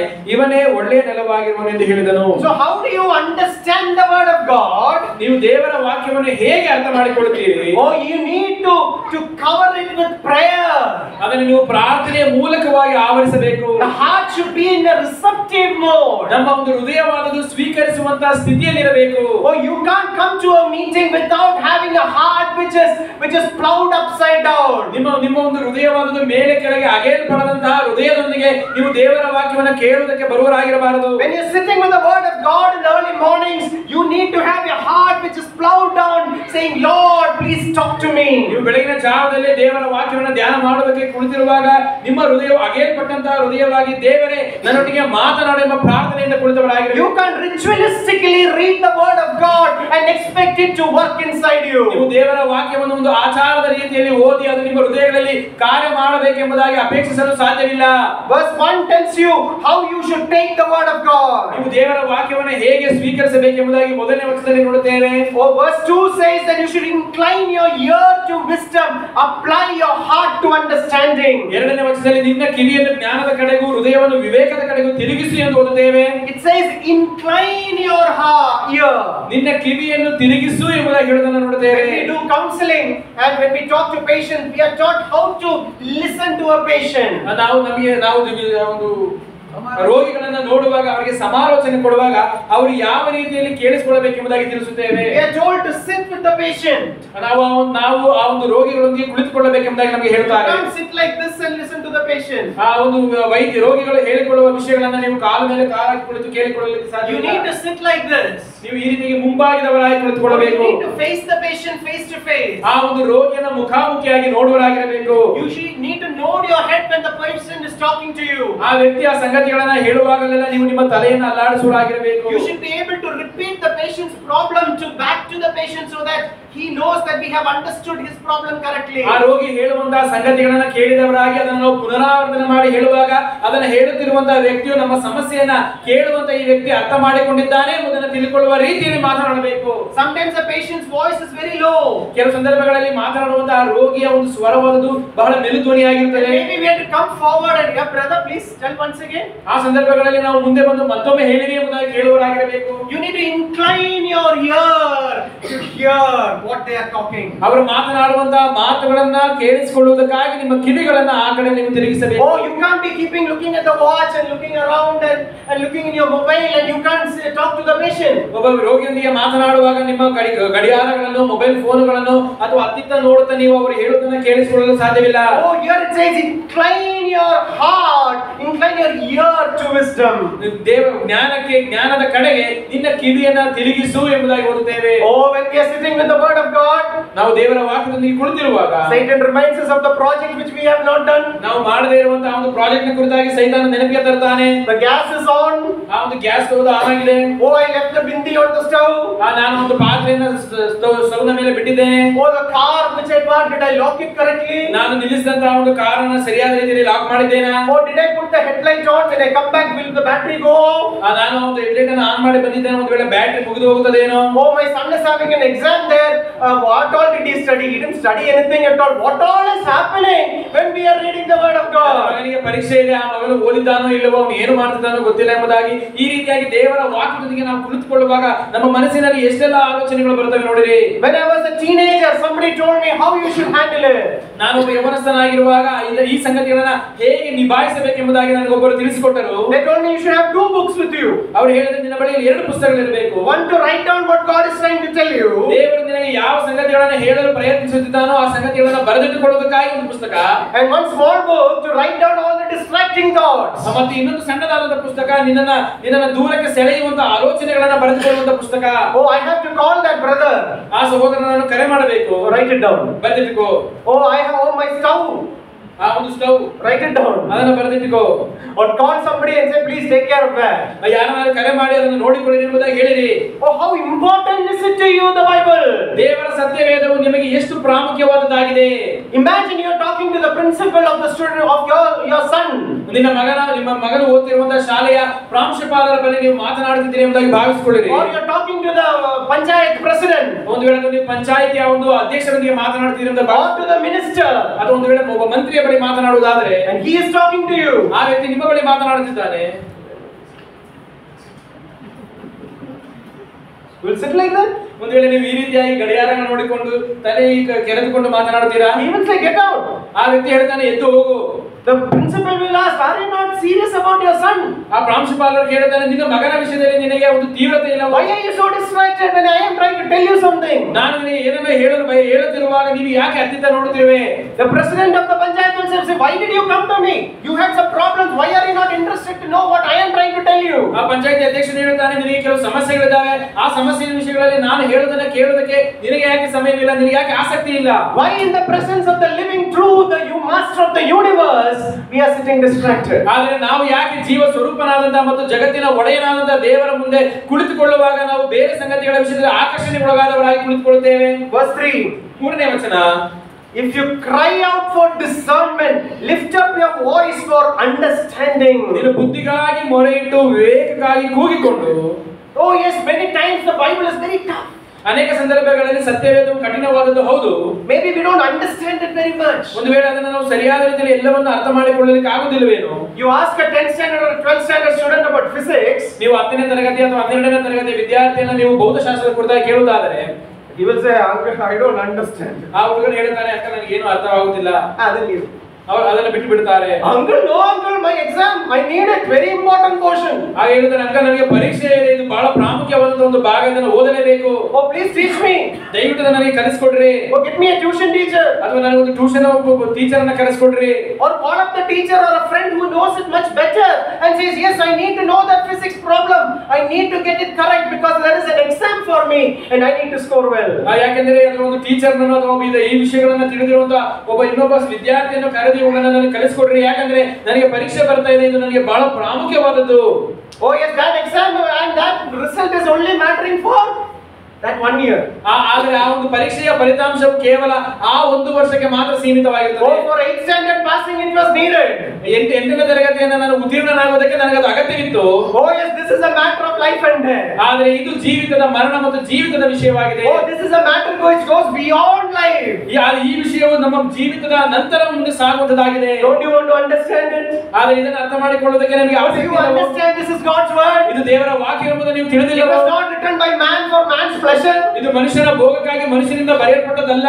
It was written for man's transformation by the God of the universe. ಆದರೆ ಇದು ಮನುಷ್ಯನ ರೂಪಾಂತರಕ್ಕಾಗಿ ಈ ಜಗತ್ತಿನ ಒಡೆಯನಾದ ದೇವರಿಂದಲೇ ಬರೆಯಲ್ಪಟ್ಟದ್ದು. That is what is said, cry out for discernment. ನಾನು ವಿವೇಕಕ್ಕಾಗಿ ಕೂಗಿಕೊಂಡು, Oh lift up your voice for understanding. ಹೀಗಾಗಿ ಮೊರೆಯಿಟ್ಟು, Oh yes, let our children get up in the morning listening to this voice of crying out voices to the Lord saying, Lord teach me. ನಮ್ಮ ಮಕ್ಕಳು ಕೂಡ ಇದೇ ರೀತಿಯಾಗಿ ಬೆಳಗಿನ ಜಾವದಲ್ಲಿ ಎದ್ದವರಾಗಿ ಕೂಗಿಕೊಂಡವರಾಗಿ ಮೊರೆಯಿಡುವರಾಗಿ, ಓ ಕರ್ತನೇ ಕರ್ತನೇ ನನಗೆ ಕಲಿಸು ಎಂಬುದಾಗಿ ಹೇಳುವವರಾಗಲಿ. Oh, let our children get up in the mornings and see our fathers and mothers sitting on the knees and crying out to the Lord, Lord, speak to me today. ನಮ್ಮ ಮಕ್ಕಳು ಕೂಡ ಬೆಳಗಿನ ಜಾವದಲ್ಲಿ ಎದ್ದು ಪೋಷಕರು ತನ್ನ ಕರ್ತನ ಬಳಿಯಲ್ಲಿ ಮೊಣಕಾಲೂರಿದವರಾಗಿ ಪ್ರಾರ್ಥನೆ ಮಾಡುವವರಾಗಿ ಕರ್ತನೇ ನಮ್ಮೊಂದಿಗೆ ಮಾತನಾಡು ಎಂಬುದಾಗಿ ಮೊರೆ ಇಡುವಂತಹ ಪೋಷಕರನ್ನ ಮಕ್ಕಳು ಕಾಣಲಿ. Oh, let them understand how important the word of God is to my parents. ದೇವರ ವಾಕ್ಯವು ನಮ್ಮ ಪೋಷಕರಿಗೆ ಎಷ್ಟು ಪ್ರಾಮುಖ್ಯವಾದುದು ಎಂಬುದನ್ನ ಈ ಮಕ್ಕಳು ಅರ್ಥ ಮಾಡಿಕೊಳ್ಳಲಿ. Oh, my dear brothers and sisters, today's generation needs to see this. ನನ್ನ ಪ್ರೀತಿಯ ಸಹೋದರ ಸಹೋದರಿಯರೇ, ಈ ತಲೆಮಾರಿನ ಜನರು ಈ ಸಂಗತಿಗಳನ್ನ ಕಾಣಲೇಬೇಕು. Oh yes, our children might be sleeping, but let us wake them up with the cries of our voice to the Lord. ನಾವು ನಮ್ಮ ಕರ್ತನ ಬಳಿಯಲ್ಲಿ ಕೂಗಿ ಹಾಡುವಂತಹ ಸಂಗತಿಗಳ ಮೂಲಕವಾಗಿ ಮಲಗಿರುವಂತಹ ನಮ್ಮ ಮಕ್ಕಳನ್ನ ಚಪ್ಪಾಳೆ ಮೂಲಕವಾಗಿ ಎಬ್ಬಿಸುವರಾಗಿರೋಣ. I still remember going to my grandparents' house, maybe when I was a very, very small boy, and getting up early in the morning listening to the songs which were sung like today, early morning 5 o'clock. My grandparents getting up and singing. ನಾನು ಬಾಲ್ಯದಲ್ಲಿ ಬಹಳ ಚಿಕ್ಕ ವಯಸ್ಸಿನಲ್ಲಿರುವಾಗ ನನ್ನ ತಾತಂದಿರ ನನ್ನ ಅಜ್ಜ ಅಜ್ಜಿಯರ ಮನೆಗೆ ಹೋಗಿ ಅವರು ಬೆಳಗಿನ ಜಾವದಲ್ಲಿ ಎದ್ದು ಕರ್ತನಿಗೆ ಹಾಡುಗಳನ್ನು ಹಾಡುವಂತ ಆ ಶಬ್ದಗಳನ್ನು ನಾನು ಕೇಳಿಸಿಕೊಳ್ಳುತ್ತಿದ್ದೆನು. They were more busy than us. ಅವರು ನಮಗಿಂತ ಇನ್ನೂ ಬಹಳ ಅವರು Oh, ಸಕ್ರಿಯರಾಗಿದ್ದರು. they had to work daily to put some food on the plate. ಅವರ ತಟ್ಟೆಯಲ್ಲಿ ಸ್ವಲ್ಪ ಆಹಾರವನ್ನು ಹಾಕುವುದಕ್ಕಾಗಿ ದಿನ ಪೂರ್ತಿ ಕೆಲಸ ಮಾಡಬೇಕಾಗಿತ್ತು. We have got a more comfortable life. ಆದರೆ ನಮಗೆ ಬಹಳ ಸೌಕರ್ಯವುಳ್ಳಂತ Oh ಜೀವನ yes, ಇದೆ. there is washing machine now, there is a stove now, there is a microwave now, so many things have become easy. ಇಂದು ನಮಗೆ ವಾಷಿಂಗ್ ಮಿಷಿನ್ಗಳು ಉಂಟು, ಸ್ಟವ್ಗಳು ಉಂಟು, microwave ಉಂಟು, ಎಲ್ಲಾ ಸಂಗತಿಗಳು ನಮಗೆ ಎಲ್ಲವನ್ನ ಅನುಕೂಲ ಮಾಡಿಕೊಟ್ಟಿದೆ. But the crying out has decreased. ಆದರೆ ನಾವು ಕೂಗುವಂತದ್ದು ಮೊರೆ ಇಡುವಂತದ್ದು ಕಡಿಮೆಯಾಗಿ ಹೋಗಿದೆ. Verse 4. 4ನೇ ವಚನ, If you seek her as silver ಅದನ್ನು ಬೆಳ್ಳಿಯಂತೆಯೂ and search for her for hidden treasure, ನಿಕ್ಷೇಪದಂತೆಯೂ ಹುಡುಕುವುದಾದರೆ then you will understand the fear of the Lord ಆಗ ನೀನು ಯೆಹೋವನ ಭಯವನ್ನು ಅರಿತುಕೊಳ್ಳುವಿ, and find the knowledge of God. ದೈವ ಜ್ಞಾನವನ್ನು ಪಡೆದುಕೊಳ್ಳುವಿ. My dear brothers and sisters, the secret is very, very important here. ನನ್ನ ಪ್ರೀತಿಯ ಸಹೋದರ ಸಹೋದರಿ, ಈ ರಹಸ್ಯವು ಬಹಳ ಪ್ರಾಮುಖ್ಯವಾದದ್ದು. Oh, as the Lord is speaking to each one of you today, ಕರ್ತನು ಈ ರೀತಿಯಾಗಿ ನಿಮ್ಮೆಲ್ಲರೂ ಒಬ್ಬೊಬ್ಬರೊಂದಿಗೂ ಆತನು ಮಾತನಾಡುತ್ತಿರುವಲ್ಲಿ please turn to the Proverbs chapter 9 and verse 10. ಜ್ಞಾನೋಕ್ತಿಗಳು 9ನೇ ಜ್ಞಾನೋಕ್ತಿ 10ನೇ ವಚನಕ್ಕೆ ತಿರುಗಿರಿ. The fear of the Lord is the beginning of wisdom, and the knowledge of the Holy One is understanding. ಯೆಹೋವನ ಭಯವೇ ಜ್ಞಾನಕ್ಕೆ ಮೂಲವು, ಪರಿಶುದ್ಧನ ತಿಳುವಳಿಕೆಯೇ ವಿವೇಕವು. Oh, the knowledge of the Holy One is understanding. ಪರಿಶುದ್ಧನ ತಿಳುವಳಿಕೆಯೇ ವಿವೇಕವು. Here we read that and find the knowledge of God. ಇಲ್ಲಿ ನಾವು ನೋಡಿದೆವು, ನೀವು ದೇವರ ಜ್ಞಾನವನ್ನು ಪಡೆದುಕೊಳ್ಳುವಿ. The most important thing is understanding the heart of God. ಬಹಳ ಪ್ರಾಮುಖ್ಯವಾದ ಸಂಗತಿ ಏನೆಂದರೆ ದೇವರ ಹೃದಯವನ್ನು And ಅರಿತುಕೊಳ್ಳುವುದು. this is the heart of God which is revealed and given to you. ನಮಗಾಗಿ ಪ್ರಕಟಿಸಲ್ಪಟ್ಟು ಕೊಡಲ್ಪಟ್ಟಿರುವಂತಹ ದೇವರ ಹೃದಯ ಇದಾಗಿದೆ. Oh, how much does it matter to know the heart of God? ದೇವರ ಹೃದಯವನ್ನು ತಿಳಿದುಕೊಳ್ಳುವಂತದ್ದು ನಿಮಗೆ ಎಷ್ಟು ಪ್ರಾಮುಖ್ಯವಾಗಿದೆ. The husband and wife, the lover, the boyfriend, the girlfriend, they all want to know what is in the heart. ಈ ಒಂದು ಗಂಡ ಹೆಂಡತಿಯರಾಗಿರಬಹುದು, ಪ್ರೀತಿಸುವಂತ ಜನರಾಗಿರಬಹುದು, ಆ ವ್ಯಕ್ತಿಯ ಹೃದಯದಲ್ಲಿ ಏನಿದೆ ಎಂಬುದನ್ನು ತಿಳ್ಕೊಳ್ಳುವುದಕ್ಕಾಗಿ ಪ್ರಯಾಸ ಪಡುತ್ತಾರೆ. Oh, we want to know, are they just acting that they love me, or in the heart do they love me? ಆದರೆ ನಾವು ಅವರು ನಿಜವಾಗಿ ನಮ್ಮನ್ನು ಪ್ರೀತಿಸುತ್ತಿದ್ದಾರೋ ಅಥವಾ ಅವರು ನಟನೆ ಮಾಡುತ್ತಿದ್ದಾರೆ ಎಂಬುದನ್ನು ತಿಳ್ಕೊಳ್ಳುವ ಪ್ರಯಾಸ ಮಾಡುತ್ತಾರೆ. When we coming back to Matthew chapter 13, ಆದರೆ ನಾವು ಮತ್ತಾಯನ ಸುವಾರ್ತೆ 13ಕ್ಕೆ ಬರುವಾಗ there we read that phrase there, and he who hears the word understands it, who indeed bears fruit. ಆದರೆ ನಾವು ಓದುತ್ತೇವೆ, ಒಬ್ಬರು ವಾಕ್ಯವನ್ನು ಕೇಳಿ ತಿಳ್ಕೊಂಡು ನಂತರ ಫಲವನ್ನು ಕೊಡುವನಾಗಿರ್ತಾನೆ. My dear brothers and sisters, ನನ್ನ ಪ್ರೀತಿಯ ಸಹೋದರ ಸಹೋದರಿ, my time is over for today. Sessions. ಈ ಒಂದು ಪ್ರಸ್ತಾಪಕ್ಕೆ ನನ್ನ ಸಮಯ ಮುಗಿದಿದೆ. We will continue again. ನಾವು ಮತ್ತೆ ಮುಂದುವರಿಸೋಣ. But how are we dealing with the word of God? ನಾವು ದೇವರ ವಾಕ್ಯದೊಂದಿಗೆ ಹೇಗೆ ವ್ಯವಹರಿಸುತ್ತಿದ್ದೇವೆ? Are we plowing our hearts to prepare to listen to the word of God? ದೇವರ ವಾಕ್ಯವನ್ನ ಕೇಳುವುದಕ್ಕಾಗಿ ಸ್ವೀಕರಿಸುವುದಕ್ಕಾಗಿ ನಮ್ಮ ಹೃದಯಗಳನ್ನು ಅಗೆಯುವರಾಗಿದ್ದೇವೆ? Are we just reading it casually and carelessly? ಅಥವಾ ಅಜಾಗರೂಕತೆಯಿಂದಲೂ ಸಾಧಾರಣವಾದ ರೀತಿಯಲ್ಲಿ ಅದನ್ನು ಓದುವರಾಗಿದ್ದೇವೆ? This was my question yesterday also. ನಿನ್ನೆ ದಿವಸ ನಾನು ಕೇಳಿದಂತ ಪ್ರಶ್ನೆ ಕೂಡ ಇದೇ ಆಗಿತ್ತು. Oh, do you want to have a fruitful Christian life? ನಿಮಗೆ ಫಲಭರಿತವಾದಂತಹ ಕ್ರಿಸ್ತಿಯ ಜೀವಿತವನ್ನು ಹೊಂದಲು ನೀವು ಬಯಸುತ್ತೀರೋ? Or do you want a victorious Christian life? ನಿಮಗೆ ಜಯಭರಿತವಾದಂತಹ ಒಂದು ಕ್ರಿಸ್ತಿಯ ಜೀವಿತ ಬೇಕು? Oh, the Thessalonian people approached, heard the word of God and understood this not as a word of man, but actually as it is Nijamai, as the word of God. ಈ ಥೆಸಲೋನಿಕದಲ್ಲಿದ್ದಂತಹ ಜನರು ದೇವರ ವಾಕ್ಯವನ್ನು ಕೇಳಿ ಅದನ್ನು ಸ್ವೀಕರಿಸುವಾಗ ಮನುಷ್ಯರ ವಾಕ್ಯವೆಂದು ಸ್ವೀಕರಿಸದೆ ನಿಜವಾಗಿಯೂ ದೇವರ ವಾಕ್ಯವೆಂದೇ ಸ್ವೀಕರಿಸಿದರು. Praise be to God. ದೇವರ ನಾಮಕ್ಕೆ ಮಹಿಮೆ ಉಂಟಾಗಲಿ. May God's name be glorified. ದೇವರ ನಾಮಕ್ಕೆ ಮಹಿಮೆ ಉಂಟಾಗಲಿ. Thank you.